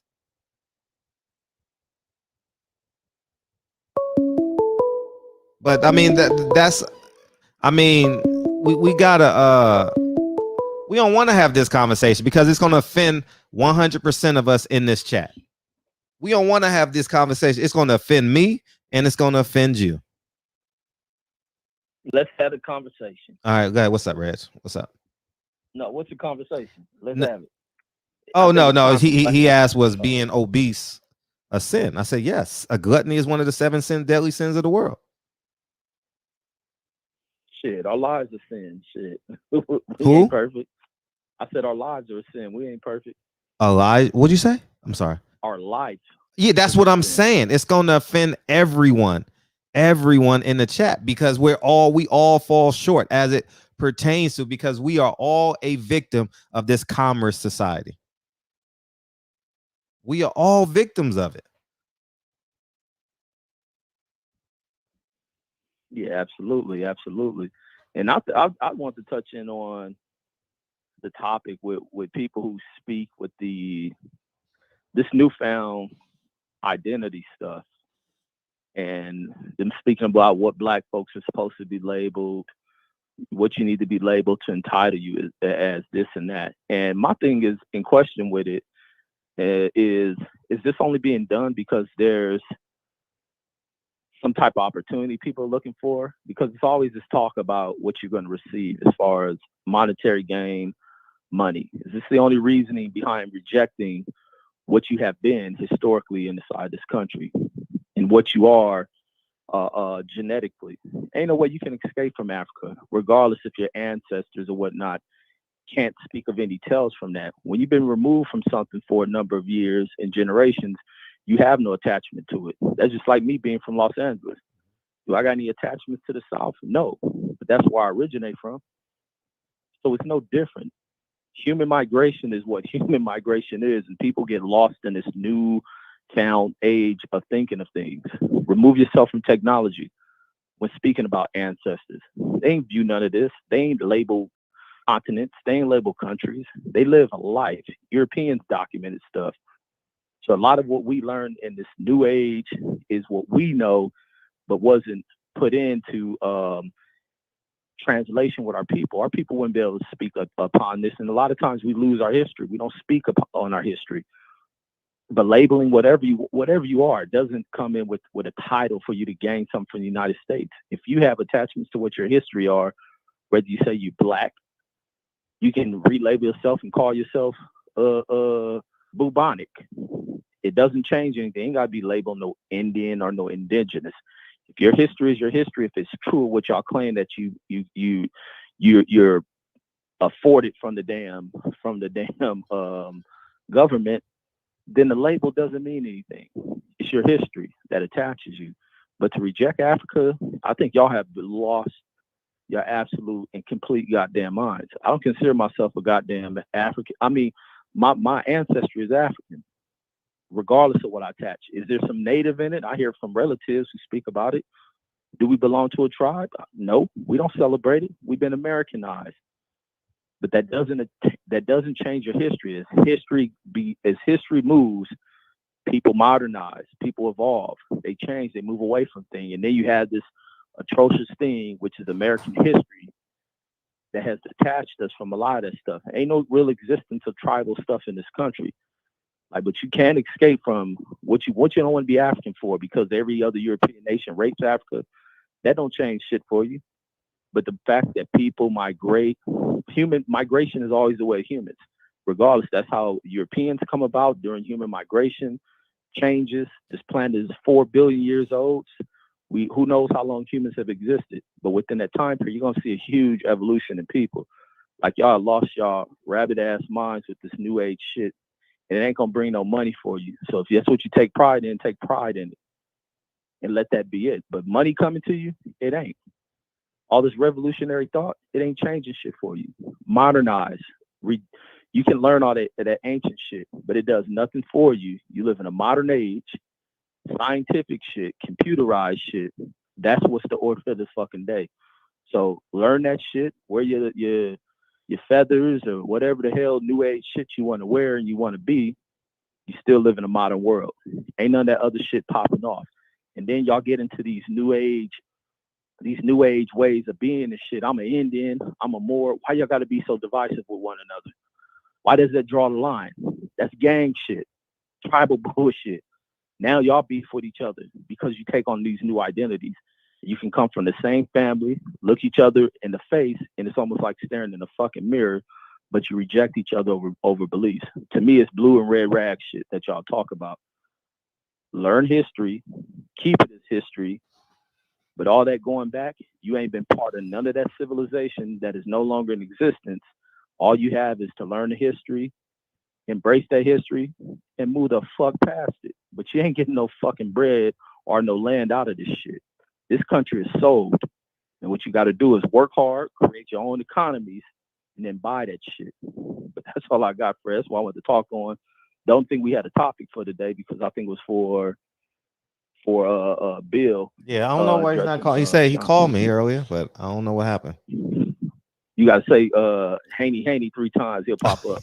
You just said it. You just said it. He's gonna pop in. Yeah, he'll come in. The thing with Tiafimo Council, I don't know if Tiafimo ducking, because you just can't come out there and make up, oh, I got COVID. It has to come from an official test. So if he got it, I think he got it. But if a blame could be put on him, was he doing stupid shit, not following protocol, because things opening up, acting like this thing doesn't exist anymore, then that's on him. But that's all I got on that call, Fred. I know I've been rambling. Appreciate you, Reg. Yes, sir. All the time. Hypothetically, if ESPN have a Women's Appreciation Day and show one woman athlete for an hour and 23 hours show men, that's Juneteenth with one black fighter. Right. Amen to that. Right. 267. What's up? What's up, Fred? Hey. How you make out today? I'm good, man. We having a conversation. What you got? That's good, man. I know I'm with it. I want to touch on, you said the difference between liberal and conservative. Yeah. I'm not too familiar with those terms. Okay. They're more the generic terms. Okay. I'm more familiar with Democrats and Republicans. Okay. Now, from my understanding and my humble observation, if you remember that term, in my humble observation, Democrats were a party formed more for the people and were more for the rule of the common person, and was looking to share power amongst the people. Now, Republicans, on the other hand, were a ruling class. They were more of the aristocracy that lingered over from Britain. in the regards that they wanted to write in laws and they wanted to say, listen, we're gonna follow this law. Oh yeah, all that good stuff that you're talking about, that's good for the people, that's good for the goose, good for the gander. No, what does the law say? And Republicans, from my understanding, were more wanting to follow the law to the letter and wanted to write in more laws and just rule based on law. Now, and the Democratic Party was supposed to be for people. If you look, the Democratic Party claimed to be for the common folk, for the good of all mankind, blah, blah, blah, yada, yada, yada. And if you look, the Republican Party are more well-to-do, more wealthy people tend to lean towards Republican ideology. So, and with that being stated, do that make sense? I don't know what the fuck you said. To be honest, I don't know what the fuck you said. But if you want me to pretend, I understood what you said. So basically, you saying the Republicans Party and the Democratic Party, one is for the people, one is not. No. I don't know. I don't know what you said, dog. Yeah. Okay. That's a simplistic way of putting it, but that's what it was about. If you look, most Republican people are more well-to-do. The majority, the bulk of the Republican Party are wealthier people, higher upper and middle class people, and the average person, the average common folk, running around want to be a Democrat for the most part. I mean, is that? No, I wouldn't necessarily pin it because there are more poor white people in America than any other race. And I don't know their party affiliation, but I think there's a lot of wealthy Democrats in this country. I think there's a lot of wealthy Republicans in this country. No doubt about it. Oh, for sure. If you on Capitol Hill, you got something going on. You got some type of wealth. But I'm speaking as to like the original ideologies of Democrats and Republicans, because I'm not. Well, we're not there any longer. We're not there any longer, because if we were there, blacks would be Republicans. Look, that's true. That's true. But if you look, the remnants is still there. That's what I'm saying. Like the lingering is still the lingering of I want my taxes lower on my business is a speaking point for the Republicans. Sure. And if you have a business, chances are you're in a better financial position than the average person. So if you look, the remnants, the lingering of the original thought is still there. You know what I'm saying? Like I want less, like another Republican speaking point. I want less laws. I want things to be a less smaller government. That's the term, smaller government. And then if you look at Democrats, I want bigger government. I want bigger Big Brother. I want to know if I fall, something gonna be there for the people. Somebody gonna be there to catch me. So that's in my understanding, that's what Democrat and Republican was. The Republicans wanted more to live by the law. This is what the law states, and the Democrat Party. If we all live by the law, this would. I mean,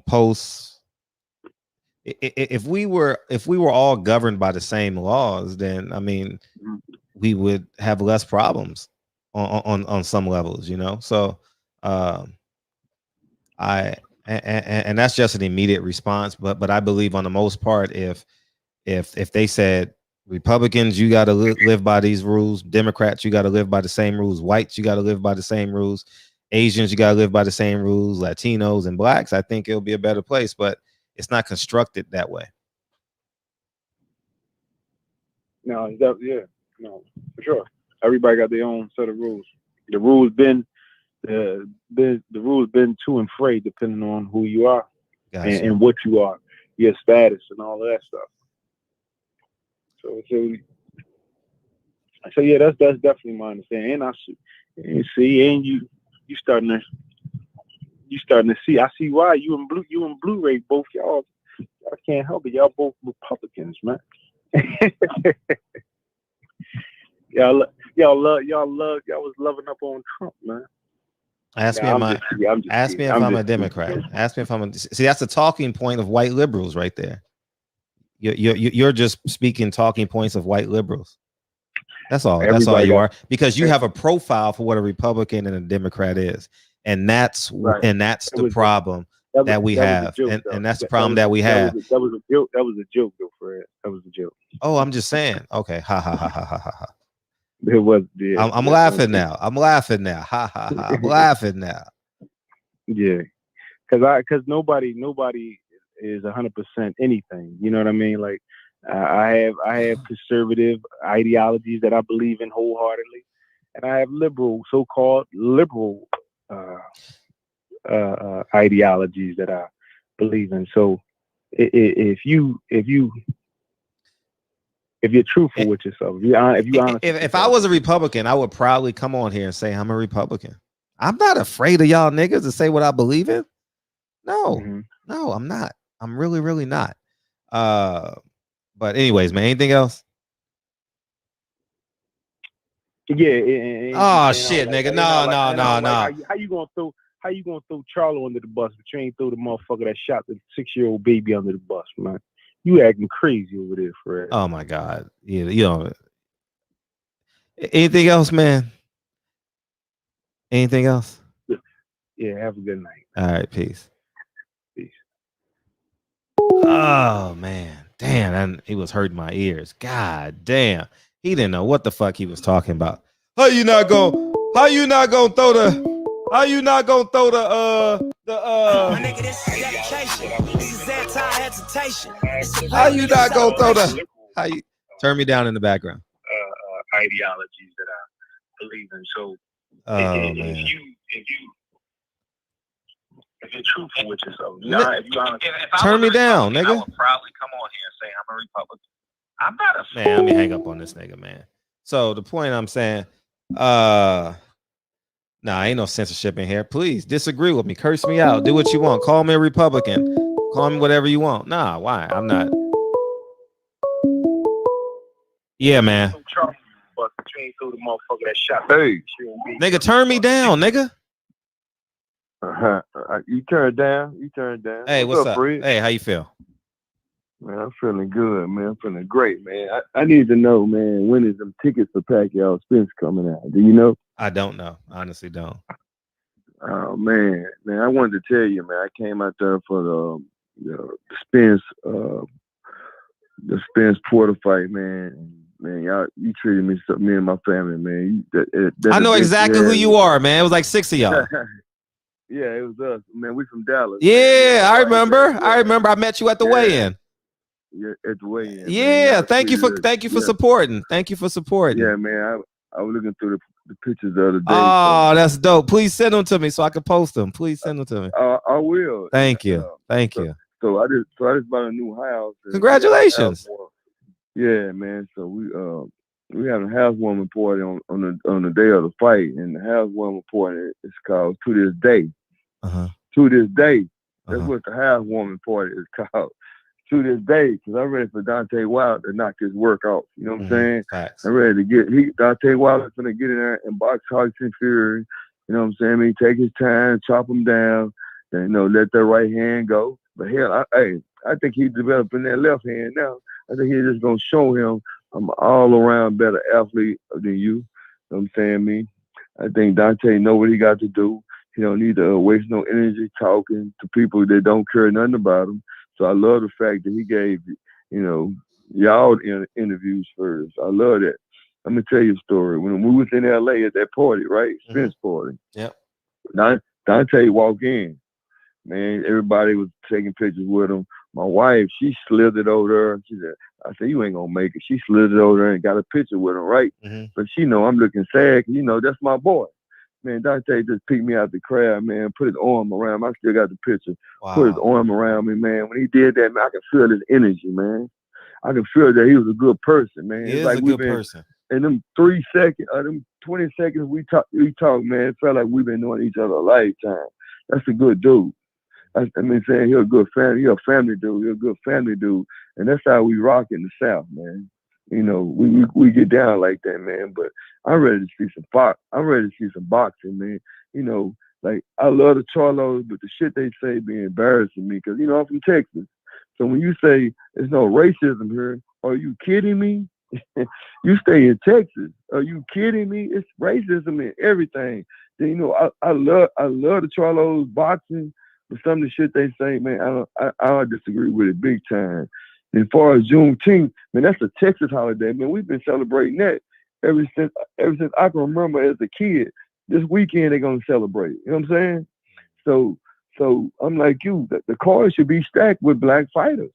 You know what I'm saying? I mean, every fight I ever went to, black people represented in Dallas and LA and Vegas and everywhere. You know what I'm saying? So I mean, shit, they still got that stimulus money. So so I don't know why they keep overlooking us.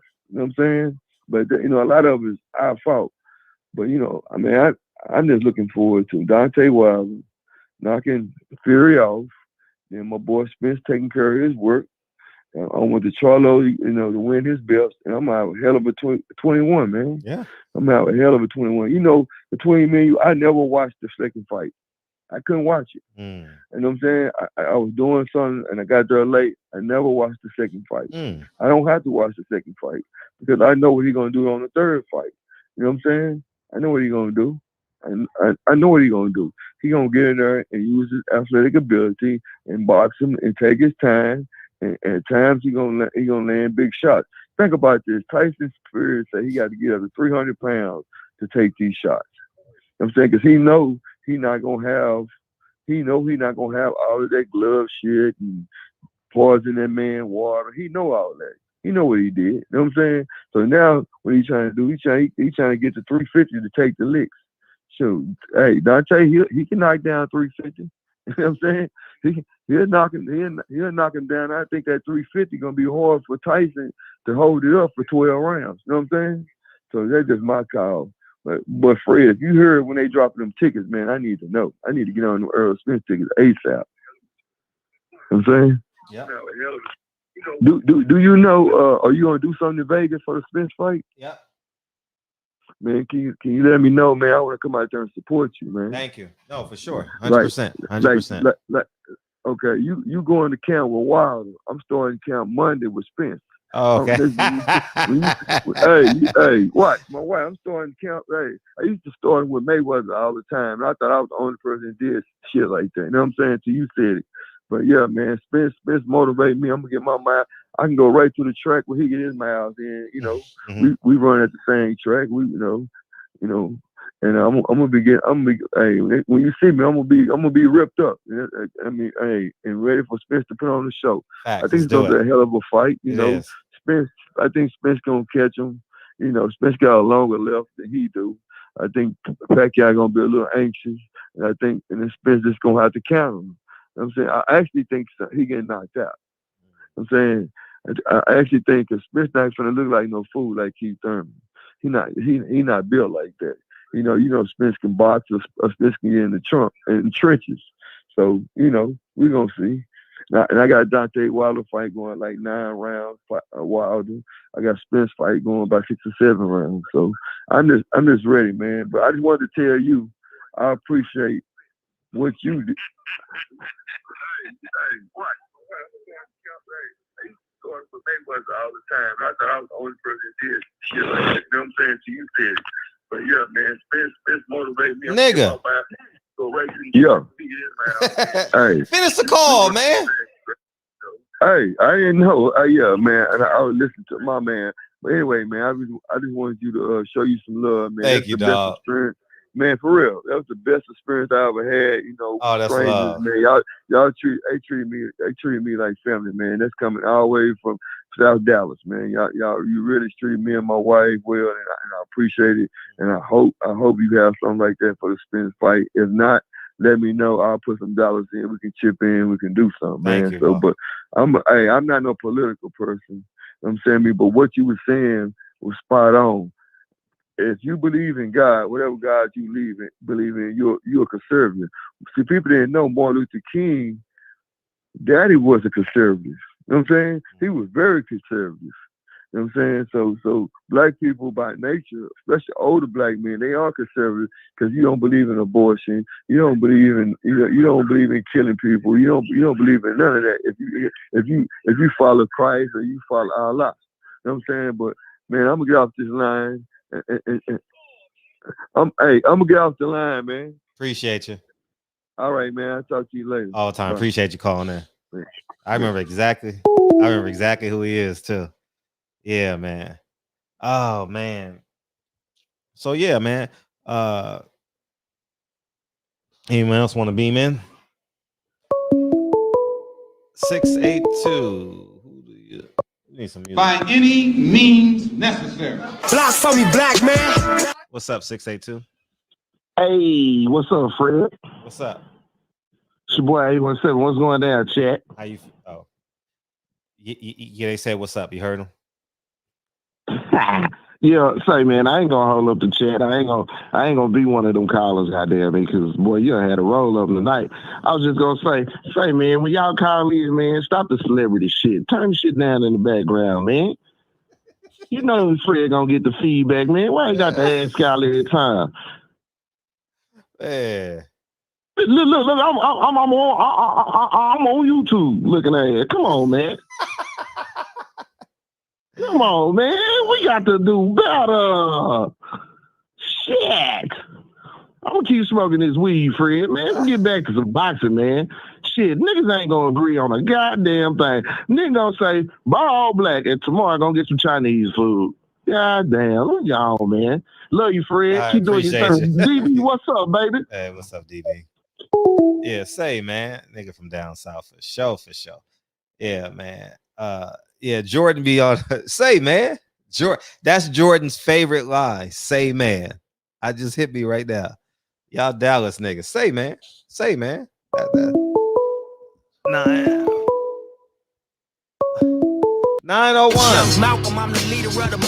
What's up, 901? What's up?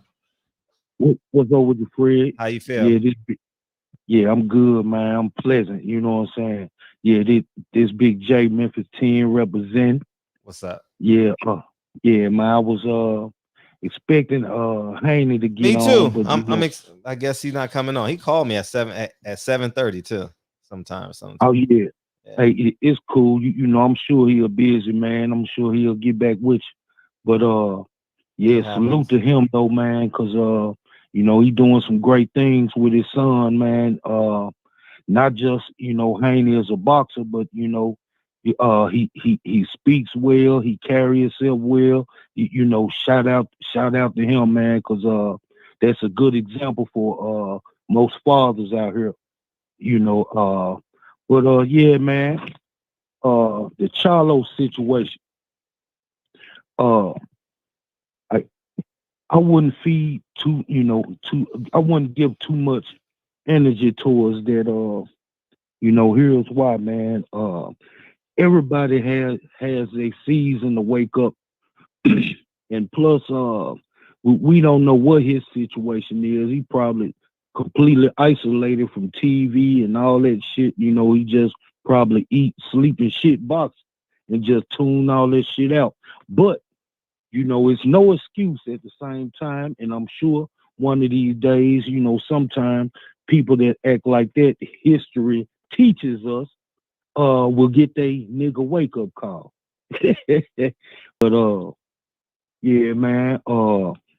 But keep doing your thing, Fred. Keep doing your thing, man. I'm tuned in every day. Even when I'm at work, I get the notifications. Thank you. Hey, you know, excuse me for mentioning this, but I gotta get greatness shout outs. man, I pay attention to you and Blue Blood, man. Hey, y'all be going in, man. Y'all be going in. And I mess with Dante's Boxing Nation. I mess with them too. But you, man, hey man, you on fire, man. You getting all these exclusives, man. I appreciate everything, man. I appreciate it. Each one of y'all carry a different piece of the puzzle, but y'all on one accord for that big picture. And that's one thing I love about y'all, man. Salute to y'all. Keep doing y'all thing. Memphis 10 in the house, tuned in and representing all day. Peace out, Fred. Appreciate you. No problem.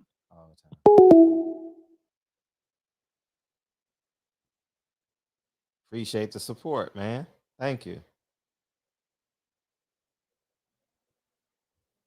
Yeah, man. Say, man. Say, man. Hey, man. Say, man. R.I.P. the old medium. Yeah, man. It's gonna be a miserable death. I was gonna do something today, and I said, nah. Oh man. I was going to do it, and I said, nah, I ain't gonna do it, but I'm still gonna do it, but just not today. We'll do it some other time. You know what I'm saying? You know what I mean? Say, man. Say, man. Oh man. That's it on the calls? We good? Okay. It done slowed down. Triple OG, call in.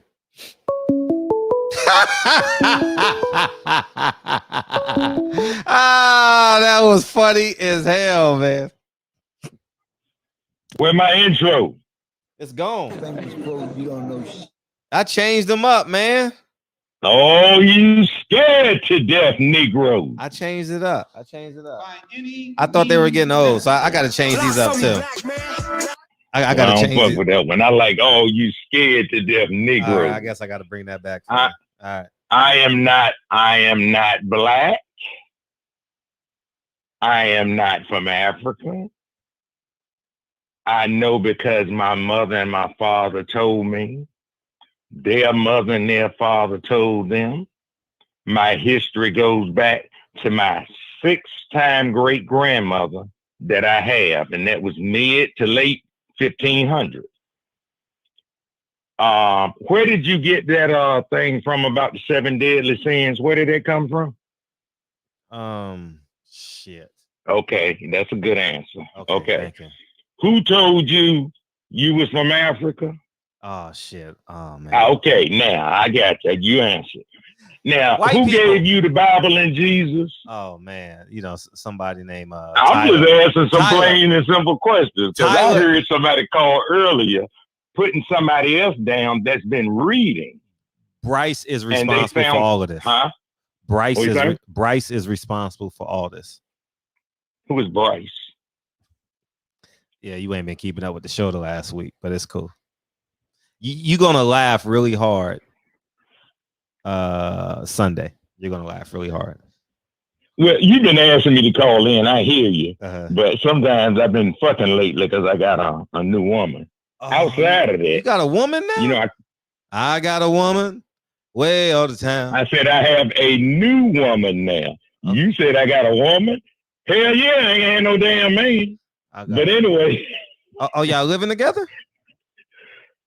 No. Oh, okay. No. Outside of that. Okay. Yeah. It's not my fault. It ain't my fault. People don't know who their father is. It's not my fault that people have single mothers. But your mother couldn't bring you here by yourself because somebody fucked in your ass came here. Now, if you don't know your lineage as far back as mine, that ain't your fault. Them same people that came over here on them 3 ships, the Nina, the Pinta, and the Santa Maria, when they got here, first thing they said was, they are not white and they are not black. They are brown. On my birth certificate, it says colored. Okay, then they saw different shades of us. The darkest brown person does not look like a black person from Africa that hasn't been tainted. No. I always have pictures and stuff I show for examples to people. And what the guy said earlier, I go to New York. I ain't been in New York since COVID, but I'm ready to go back now. However, you go see those Africans that immigrated over here. They'll tell you they'll tell you who you're not. And they're friendly. They're very friendly. But when somebody came here, and it's right there in the history book, modern history, not that shit they gave us in elementary school. Because see, once they indoctrinated you, they did it with religion. And I don't like talking a whole lot of boxing. They started with religion. And they came here and took all your shit by telling you you were somebody else. However, we still have our 100 and some acres. And I bought me a piece out here amongst these white folks that when I get the hell out of here, I'm going to get my money's worth. So yeah, my family does have shit that has been passed down to us for years. We never sell it. We just buy more. But there were 13 original colonies. Virginia was the first one. Those first 3 ships that came over here, the flagship carried 58. The other 2, the Santa Maria, the Nina and the Pinta, they carried 18 apiece. That was about 94 and 96 people. Half of them motherfuckers died. And no, they ain't found no slave ship. They haven't built a ship that could go across them currents until they built a steamship or a ship with a motor. The shit you see on television is television. You could only cruise down the edge of the edge of the land to stay away from those currents. Hell, and I've been a longshoreman for most of my life, and those steel ships come across there, and if they get caught in a hurricane, they'll break in half, and the container ships fall all the way to the bottom of the ocean. And the longshoremen, the white folks that lost their ship, all they do is get insurance money, and they just keep going at it. Sometimes they're in a hurry, they'll try to go across there. But ain't nowhere in the world this planet is 75% water and always been about 25% land. And yes, it will wash a lot of shit away, but it never disconnected Canada and America. Canada was America too. White folks just kept coming and kept coming and kept coming. And getting to politics, no, I ain't no Democrat, I ain't no Republican. I vote what's in the best interest of my people when I vote. That's what I was kind of coerced into doing by my mother. Yeah, I'll vote to help some people out. But my thing is, I'm not going to be up here arguing with nobody about a Democrat or a Republican. But I can tell you this, about 160, 170,000 million people voted. What are the other 200,000 doing? Now I'm going back in the chat. Love you, kings. And as long as you kings and queens around here, there's always some peasants.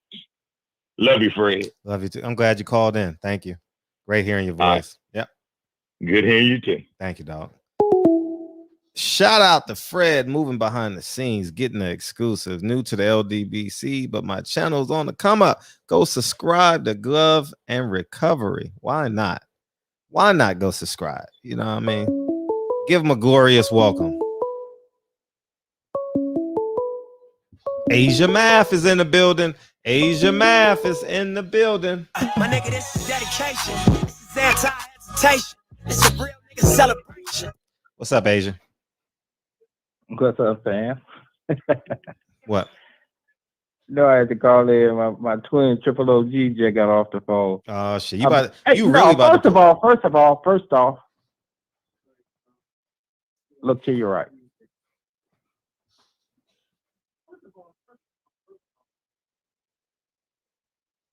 I did it when you said it first off. Fuck your bitch in the quick you claim. West side when we ride on quick with game. Ain't to be a bad one. All right, you about to put us to sleep. So go ahead. You put the finishing touches on this on everybody go grab a pillow. Go. Right. You know, and it's only fitting because I just put 2 other chicks to sleep. So, you know, yeah. Oh, you want me to get her? Want me to wake her up? No, your daughters need some rest. Oh, nigga, don't go there now. You talking my daughters? Yeah, you got 6 daughters, 4 daughters, right? Yeah, no, I say I just come on, man. No, not my daughters, nigga.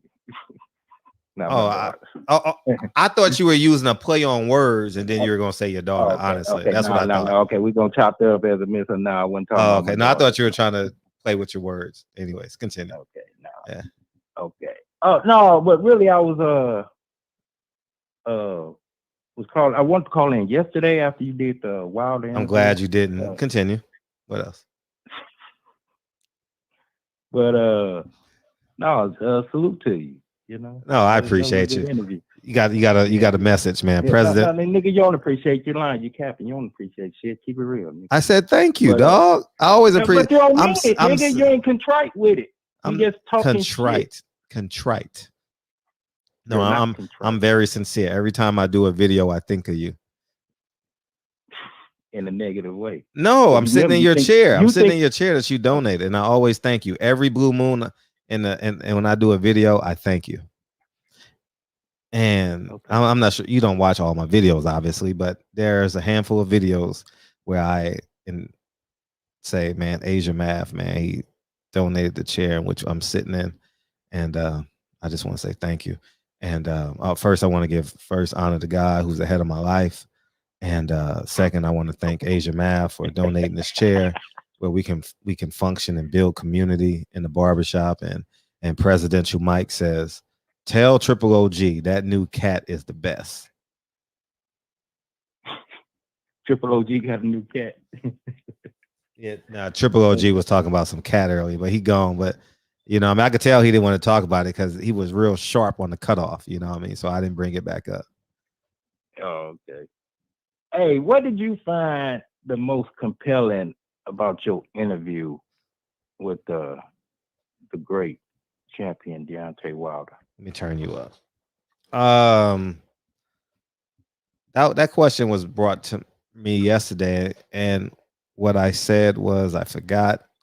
So was it on air? Was it on the live or just a live? Actually? Yeah, live. Oh. Mm-hmm. What did I say yesterday? Whatever I said yesterday. That's what the fuck is this Hotel Shalom? Take your hands off your hip. When we dip, you dip, we dip. Oh, okay, all right, okay. Maybe I'm reading shit too wrong. Okay, I get it now. Anyway, go ahead, Fred. Oh man, the most compelling. That's like the reason why I asked that. I remember the segment when Deontay, you asked him about Al Heyman, and I remember how you was so outspoken on Al Heyman, not even a month ago. Yeah. And so how do you feel the way when you asked him about Al Heyman and he gave? I'm happy. I don't harvest or plan negativity. I just say what I believe to be true. Could I be wrong? I'll be wrong. And I think we need to understand and to the fullest extent of this point I'm about to make. Fighters' goals are not fan goals. Okay. And he can do a great job by Deontay Wilder, and Deontay Wilder shared those sentiments. I don't get in the way of saying, because if I want the interview to be about me, I would have interjected it. I want him to tell his truth. Y'all don't care about me. Y'all get me every night on this bullshit, you know? So y'all want to hear what Deontay has to say. And I'm not going to rebuttal him by saying, oh, really? Well, I believe this. No, nah, I wouldn't do that in an interview. Well, I didn't bring up the question for you too far. I just wonder how did you feel about it? But you did answer. You say, okay, that means Al Heyman is good to Deontay. Yeah, Wilder. he's great to Deontay Wilder by what he said. Yeah, for sure. And why he's great to Earl. Earl, who else did I interview? I think Earl said it, and someone else said it. So I mean, he's great to the fighters. I want someone to be great to the fans. We got two great fights, though. You know, we got two great fights. We got Wilder and Spence. I think if we can get one great fight a month, I think we'll be happy. You know, I think that's a good number. So 12 great fights. We got 3 major outfits. I think Golden Boy is, you know, JV level now. But if I think between the 3 outfits, I think we can get one good fight a month. So what it seems like you're saying, as good as PBC is doing, Al Heyman, you feel he could do better and he could do more. No, no. What I'm saying, we all can do more, right? I'm saying the goals of the fighters are different from the goals of the fans. I believe he is, according to Deontay Wilder, he is great. I'm not going to mince his words. If that's what he said, that's what he said, you know, and that's why you interview people to hear what they believe. And I'm not going to disagree with him. How can I disagree with him? The man was, while we were doing the interview, he was calling a private jet company to get in a private jet for $60,000. Y'all heard it in the interview, you know. So Al Heyman has been great to him. I just want people to be great to the fans. That's all. You feel like you ain't been getting your first shake out of No. PBC? I think I truly believe July, August, and September, we get the one fight a month. We got Wilder, we got Spence, and we got Canelo.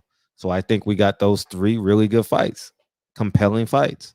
You know, Tank and Mario Barrios this upcoming week, that's compelling. So 3 out of the 4 fights are Al. Yeah, 3 out of the 4 fights are Al Heyman. I'm not complaining. Yeah, I think it's compelling. I don't think it's a great fight. I think it's just the storylines are there, but I don't think in terms of talent, it's a great fight where we want to see Mario Barrios fight. But just the idea of him, Fred, you do that all the time, and I didn't mean to cut you off. Yeah, you did. That's when you throw that "we" in there. I'll say I apologize.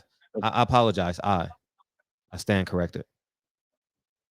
Yeah, I think it's a very compelling fight.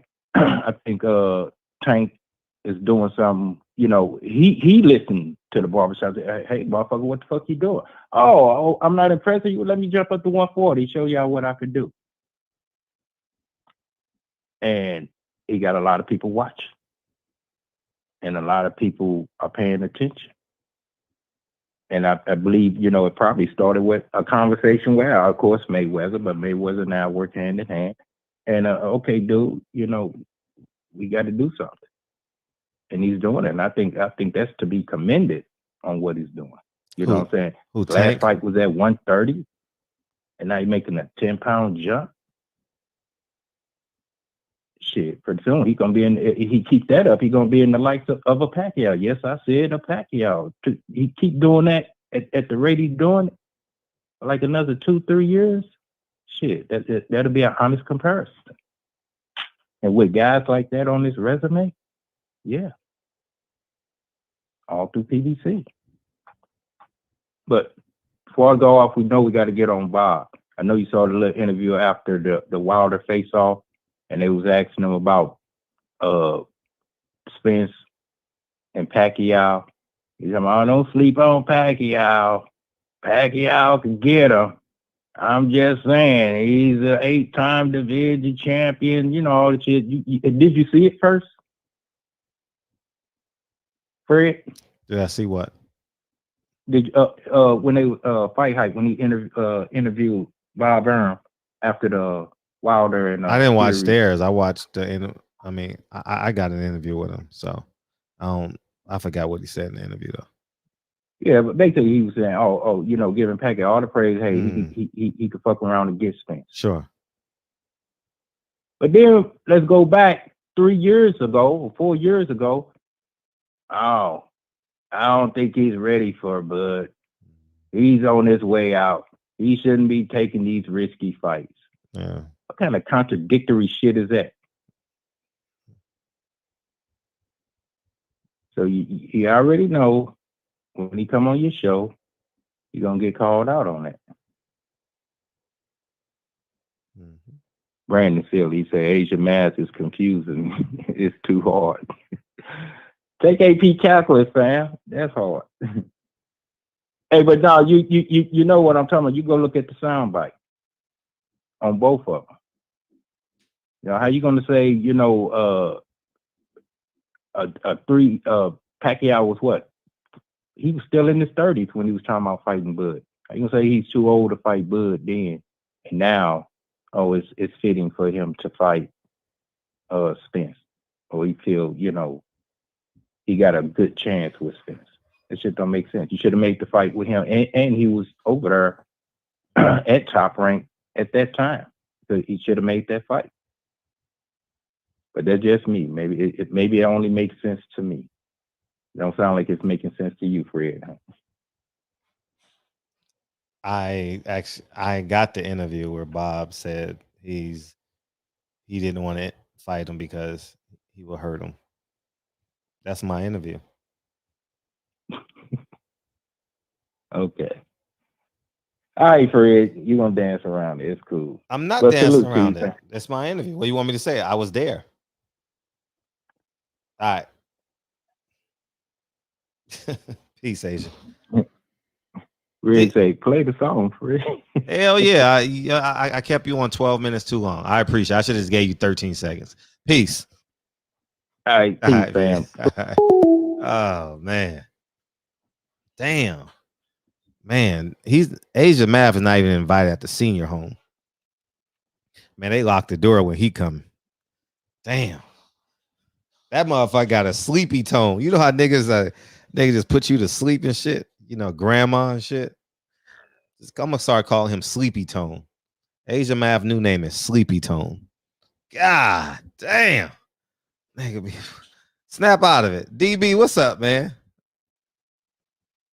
Hell nah, I ain't taking no motherfucker call. Oh shit, man. Oh, this Taiwan. What's up? This Taiwan? Who this? Nah, this is Derek, man. First time calling. Bro. Oh, okay. Let me help you out, though. Welcome to the show. I'm glad I picked up. What's up? Not much, man. I'm just hitting you up, bro. I just sent you a DM on the gram. Okay. I got a clothing brand called Acquire International. Mm-hmm. We're making Malcolm X tees for Juneteenth. So if you got a P.O. box or a virtual address, I could send it to you. I would love for you to rock it on the show. I think you'll like it. Mm-hmm. I think you'll I don't like wear shirts on the show, but I wear sweaters. So. Oh yeah, well, whenever you want to wear it, I know you'll appreciate it. Okay, so. I appreciate it. Yeah, that's my card over. Well, tell people where to find you, man. Don't Acquire International, ACQUIREINTL. That's my clothing brand. Yeah, thank you. Oh, yeah, I'm looking at it now. Two-Face. Yes, sir. Yeah, yes, sir. Appreciate you. I appreciate it all the time, dog. Go check them out. All right, peace. All right. I just liked it. Peace. Yeah, I'll definitely do that. Yeah. Yeah, my muscles are a distraction. That's why I don't wear shirts. I don't know, man. I don't know. I'm just addicted to it's like my security blanket, man. These fucking sweaters, man. I'll be feeling naked without them. You know what I mean? Even if I don't have one, I got to carry one. You know, it's just a weird obsession. You know what I mean? I don't know. I don't know how it is, and I live in Los Angeles. 200 days at 80 degrees. So, anyways, I don't know. DB, what's up? Yeah, little arms for sure. I definitely got short arms. That's a fact. Yeah. Yeah, Fred ripped. Yeah, I am. Yeah. That would shock a lot of people, but I am. Yeah, man. Hey, DB, where you at, man? Where you at? DB, call me now, man. Call me now, man.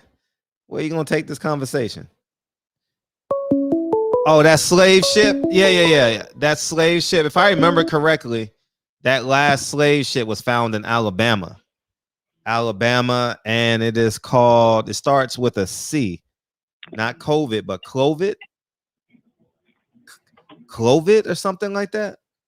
It was found in the 1850s. I remember that. It just happened a few years ago, but it's a small shit. So you can't get millions over here in that shit. So, anyway, what's up, DB?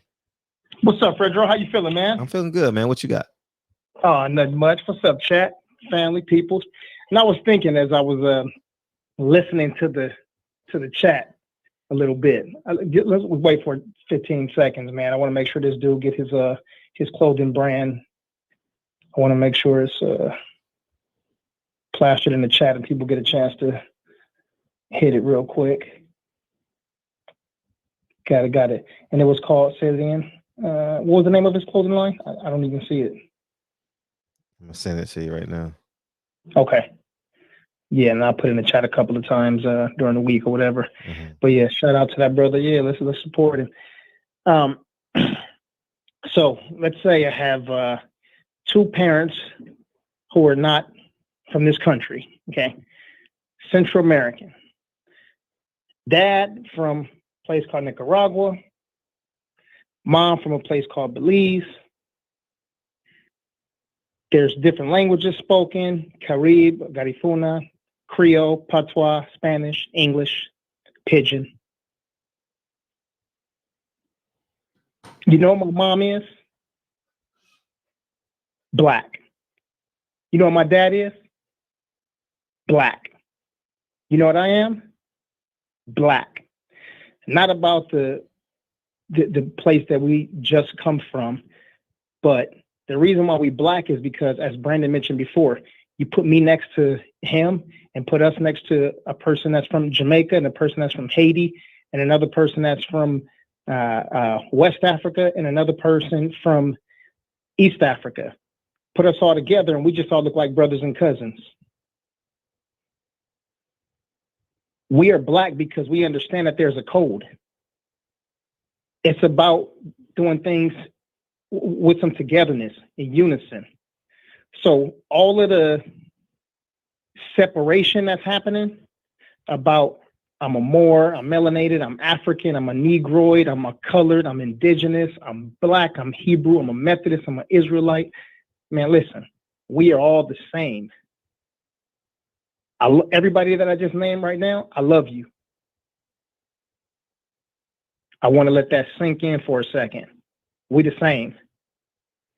So sometimes people have, relatives that they end up being closer to because the mom, let's say, I don't know, let me try to give an example. The mom's got 5 sisters, okay? You go to one aunt's house because when you go there, she feeds you a certain way. She teaches you about things. You guys start looking at photos and she explains things to you. I feel like I'm having deja vu. Then you go to another aunt's house and you don't get the same thing. She loves you, you love her, but you just don't get the same thing. Sometimes it's just the connection with one that you just don't have with the other. It's okay for you to be both. And shout out to Reggie because he preaches this a lot about saying, like, if there's a Kobe Bryant and there's a Michael Jordan, why do we have to choose one? Why we can't just love them both? Why we can't love our dad's side and our mom's side? Why we can't love Africa and love our indigenous people in America? There does not have to be separation. So I think that divisiveness will, have us in a vicious downward spiral that's ever going. So I think that, hopefully, I'm not telling anybody what to do, but man, hopefully we can find a way to tie some knots and start the conversation in a different way. These conversations sometimes to me, man, they're just exhausting because there's so much, everybody knows everything. You know what I mean? It's like, let me say it in a different way. We may be open-hearted, but not open-minded. And then for the people who are open-minded, they're not open-hearted. It's like we can't be both at the same time. We can listen to somebody, but man, we gotta, God, dog. Man, we got to do things together, man. We look the same, we think the same, we act the same, we want the same, hopefully. And that's for us to have, land, freedom, forget equality, we just want our own. Forget equality, we just want our own. Allow us to get ours. Fred used to say this all the time. You don't got to be for me. You don't got to be against me. Just get out the way. You don't got to be for us. You don't got to be against us. Just get out the way, man. Do it with us or get out the way. And allow us to have our own land, our own currency, our own language, our own love for each other. And then we go from there. Anyhow, that's my little piece on that.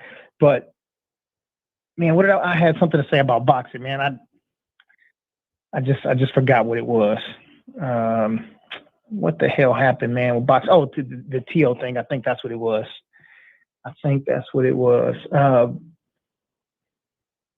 The fight has just been rescheduled, as far as what Bob said the other day, correct? He said it's just rescheduled to August, late August, right? 14th. Okay. So I'm just thinking. Listen, I don't want to think for T.O., but he's shown signs of having some cowardice in him before. So, and I'm thinking far-fetched. Do you think that he may have talked himself so much in this camp that maybe he just wasn't ready? And not saying that he's afraid of Cambosas, but just he's not confident in the work that he put in. So maybe feel like he's not going to give his best performance, talking about everybody and their mom and their daddy from Lion Garcia to Dev and Tank, telling Cambosa he's going to knock him out in the first round. Maybe his camp wasn't going as well, or he just doesn't have the confidence that he needs to go into the fight. Because it's hard to believe that a person in a camp, when you're around the same 6-7 people, and for the most part around 2 to 3 people, and then you get COVID like this late in the game. If you did, that's negligence. That's foolish for you to be out and about or bringing people in that have been exposed to other people. When we were talking to Deontay the other day, outside of a hug, it was like, hey man, listen, no hugs, man. We finna give you some dap. We finna give you some elbow dap. I feel like I'm clean. Fred feel like he clean, but man, listen, we need you in tip top. Can't chance nothing. So I think even if he didn't have anything, he may be afraid of his own work or lack thereof. But we shall see. At the end of the day, man, he's gonna have to square up with, if he gets through this fight, he's got to square up with Devin and Tank and 3 or 4 other guys in that division. But it'll happen, man. We shall see.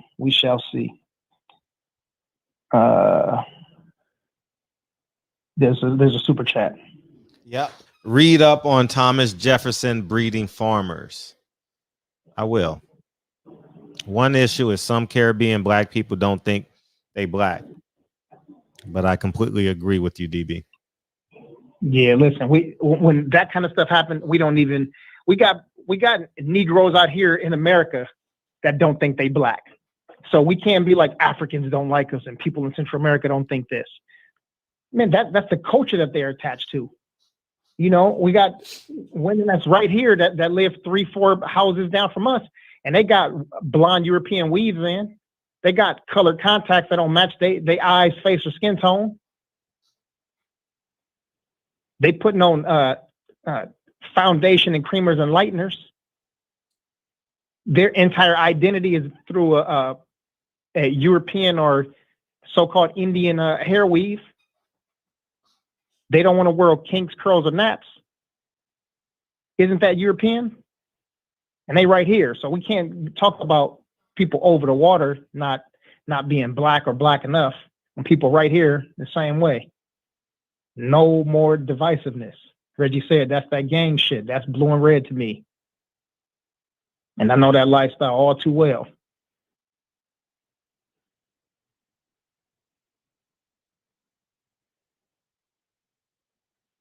Ryan said, you lost me, fam. You went from love to Corona.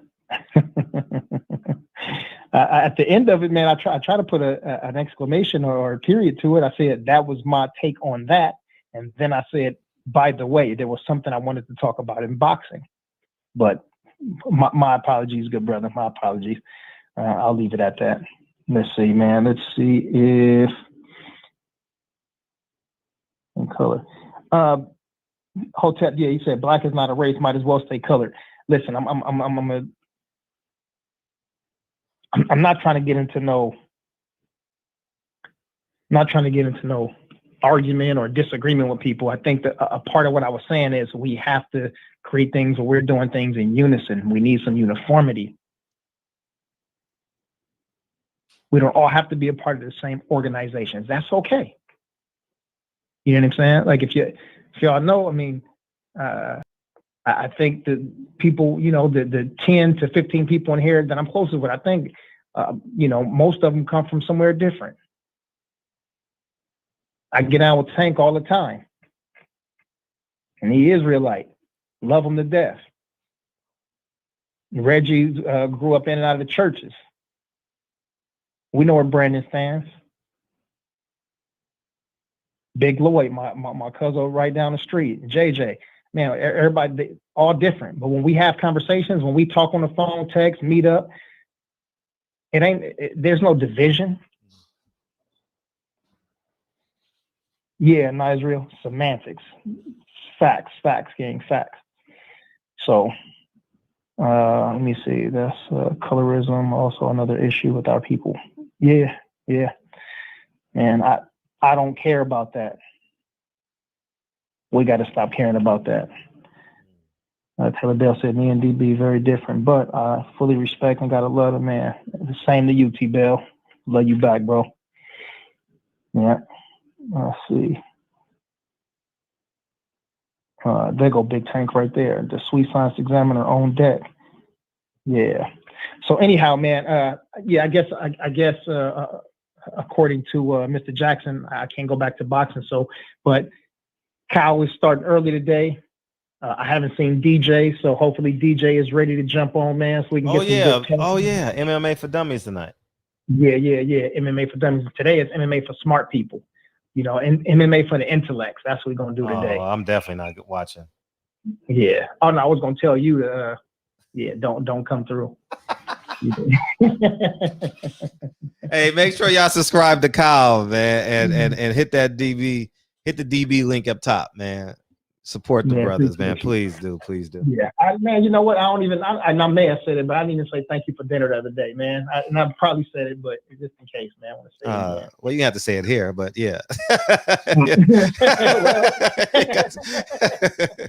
I'm probably not gonna see you tomorrow. Probably ain't gonna see you until Saturday. So you know, okay. it's in my mind right now, man. Right. So yeah, all good. Frugal Fred, yeah. Frugal Fred. Yeah. He said, give us a veggie recipe. Matter of fact, I posted on my. Nigga, you ain't gonna use it, nigga. Man, them niggas just bored at home, nigga. Man, have some faith in the brothers, man. Have some faith in the brothers. Hey, give us a. They got 13 recipes. You got a pen handy, nigga? You got a pen handy? Man, niggas be bored at home. Bored at home, and hey, how did that shit? Bored at home, and no, what that niggas just be bored asking questions just to ask questions. Yeah. Also, I think too, man, with when you have these things, like there's certain things that you got to have. Like if you want to eat something so you can feel good, and instead of dropping stuff in your deep fryer, if you got an air fryer, that's one way.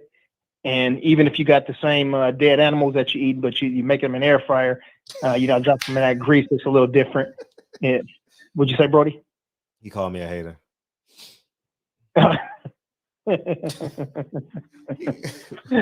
Oh man. All right, man. Yeah, I see people, man. Everybody getting restless, man. I'm gonna let y'all brothers and sisters. Oh, what's up, Natasha? How you been? Natasha's back. Hey, welcome to the show. Welcome back, Ma. Yeah, salute to Natasha. Can we get Corey Holcomb in? Yeah, I'll ask him. He here, so Mm-hmm. I'll run into all these dudes, so I'll see him one point or another. But yeah, PPD, Yeah. Oh, we got some new guests. Oh, Unique Don. We have the guest you referred to. Forgive me for forgetting her name, but she's coming on in mid-July. So shout out to Unique Don for suggesting the guest. Shout out to Unique Don. 444 in the building. Mm-hmm. Yeah. All right. Let's see. Heard Rory McDonald got cheated. That's what Red said. I just saw I was still in the gym, so I didn't see the fight. I just saw after round 1, and then I saw the final results. So, hey, listen, man, in combat sports, they've been saying a whole lot, man. Don't leave it in the hands of the judges because you never know what they're going to do. So, we shall see. We shall see. Oh, S. Dot, man, I appreciate that, man. I had about 5 or 6 things, man, I had in my head, and they were easy. And I know sometimes I should write this stuff down, but, man, we get on the phone and we in the barber shop. So, we should be able to converse about any and everything. But sometimes this one conversation just leads us down a path where you just kind of lose all focus. So today is Friday, man. This Saturday is Juneteenth, and then on Sunday is Father's Day. So, I believe for some of us, if we say Happy Father's Day to you, it's already at the end of the day. But I know for a fact, man, we got some great, great fathers already in here. Some people we know by seeing what they do online. Shout out to Asia Math. You got some extremely intelligent, smart daughters, that's for sure. Reggie, Brandon, Jarvis for sure, man, and his boys. I'm sorry. Jarvis and his daughter, Big Lloyd and his boys. Got some great boys. And, I know some of y'all other ones too. Champion Hart, we know, man, this dude go from coast to coast for his daughters. So they can't tell us nothing. They talking to the wrong people. Somebody come in this chat and they start talking about that nonsense. Yeah, y'all got to go somewhere else with that, because I know some great fathers right here, right in front of us. So Fred, of course, and so we're going to keep doing our thing, man. We're going to keep doing our thing. And the same to you. So S. Riddle 45. Oh, yes. And I know I probably forgot a few heads, but shout out to y'all. Kyle Davis, of course. Yeah, Kyle Davis. Yeah, but let's see. And DJ there with the $5 how you said, where y'all getting the Charles, Peanut, Tillman, and Angela Overkill Hill on the show. I'll reach out again. Yeah, Overkill Hill. Yeah, she got a fight coming up. I posted that a little while ago.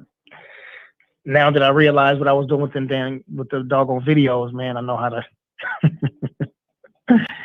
Here we go, man. Shout out to Brent Jones, man. Shout out to Jeff Jack. He said, you forgot my name. Shout out to Jeff Jack. Can't be JJ because we already got Jarvis in the building, but shout out to you, Jeff, Jazzy Jeff. Yeah, Jack Stacks. Cam said NFL turned FBI. Eesh.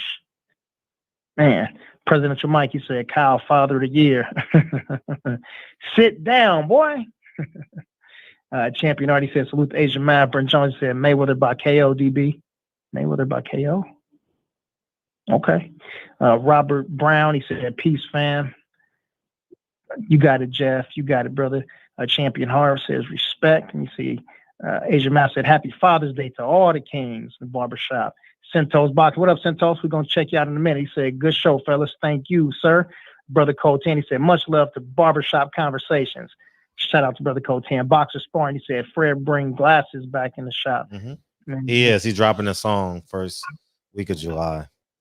Yeah. Didn't you just talk to him a couple of days ago? Mm-hmm. He was with Deontay, I believe. Yeah, I did. I spoke to him after that. See how I said that all casual when we was with Deontay? Yeah. Yeah. Shout out to the people's chat, man. Yeah, right on. Let me see who else we got. So yeah, we got Cam. Let me see. Anat Israel. He said young dads, early 30s. Man, shout out to Anat Israel. If you are a poppy, a pappy, as a DJ would say, I's the pappy. Yeah, shout out to you too. Let's see. Shout out to Big Bro Brandon, D Wheels, the Queen Unique Don. Yeah, we got Asian Math already. J.A. Dixon, salute. Brent Jones, yeah, we got you. 1-900 Hustler. He said, who? Oh, he talking about the guest. Frey, I forgot the name, but he'll tell us soon. S. Riddle 45 E1K. Salute, man. Shout out to all them Texas fellas, man. I know y'all in here thick and deep. Boxing Truth Serum. What up, cuzzo? You done slid in here late, man. We still in time. Natasha Bass, welcome back, Tosh. All right, Hotep Shalom, my good brother. He said, love y'all. Finna jump to the boxing section. And Ryan Jackson, he said, hey, Fred, you a hater. Oh, that was from earlier. Okay. Big Tank, the Sweet Science Examiner, Matrix R. Yova, what up, yo? Dave Jack, 313, Detroit East Side. Monty Brown, he said it's ours. Right on. T. Bell, Sneezy Foster, yep, the Rwanda genocide. Okay, oh, you took it way back. All right. And of course, Boxing Conversations with Reggie Owens, President Jafar. Salute to all of y'all, man. Let me get the bottom, make sure I didn't miss nobody down there. Yeah, 1-900, he said much love. Right on. All right, cool. And Be the God. And Peoples Hernandez dropped in 5 mics on us, man. Salute to the OGs that called in earlier, man. Catch y'all over at the boxing section, TBS. It's Thursday. We're not open tomorrow. Catch y'all back on Sunday, Father's Day, man. Have a great weekend. Black people, love y'all to death. Cameron Jones in a minute. Play the song, Frank! I got you. No, your link didn't pop up, B. Brandon, I didn't see a link. What link you wanted me to read? I just wanted the great piece. He said, deuces.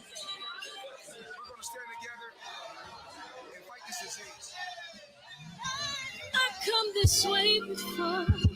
Travel through that open door.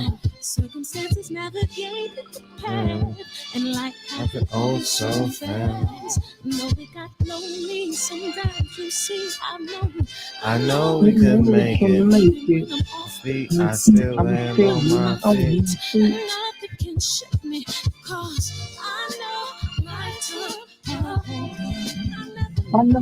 Never. This is where I am destined to be. I'm not ready to give up. I believe in The miracle of life. Life's a play with no rehearsal. Be your role. Take it personal. What? The devil is a lie. I'm telling you the truth. Hey. It's all in what you do. Hey. Things you gotta do. Hey. Hey. Hernandez! He's in the building. Shout out to People Hernandez. Sorry, Mike. The show has been completed. Yes. You can be the best if you go the distance. Mix a little sweat with your resistance. You know that the best things are never instant. Just shine, let us see your brilliance. Get up, get up. It's the moment of truth. Happy Father's Day, man. Happy Juneteenth. Have a great weekend. Sunday is on and popping. I guess Bill got busy, so he'll come back in. My bad. He'll be here soon. Don't worry about it.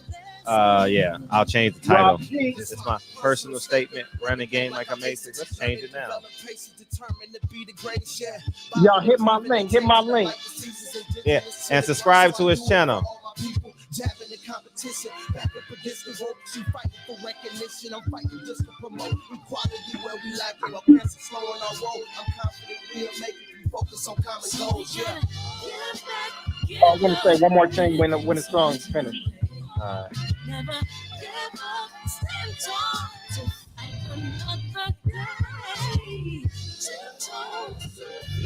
I said no. I'm going back to and fight this final round. That's a great another episode. Come for your bro. To take it personal. Cause the devil is alive.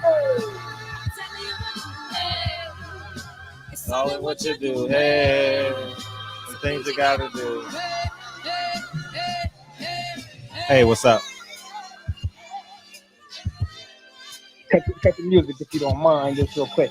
So, family, listen, I want to make sure that when you guys are on other channels, on Instagram, Facebook, and all the other places, so y'all say Fred channel, yes, that's true. So say Fred, but then also put Barbershop Conversations behind his name and put Barbershop Conversations YouTube. That way people can find the channel. But if people just hear a conversation between person and person or platform and platform, they just hear the name Fred and don't know who it is and can't find the channel. So if y'all say Fred and then put the Barbershop Conversations behind it, so we can get more people over here. Peace and love. I love y'all, man. Love y'all. See you Saturday. See you Saturday or Sunday. See you Okay. Saturday. Yes, sir. All right. Peace, King. Love y'all, man. See y'all Sunday.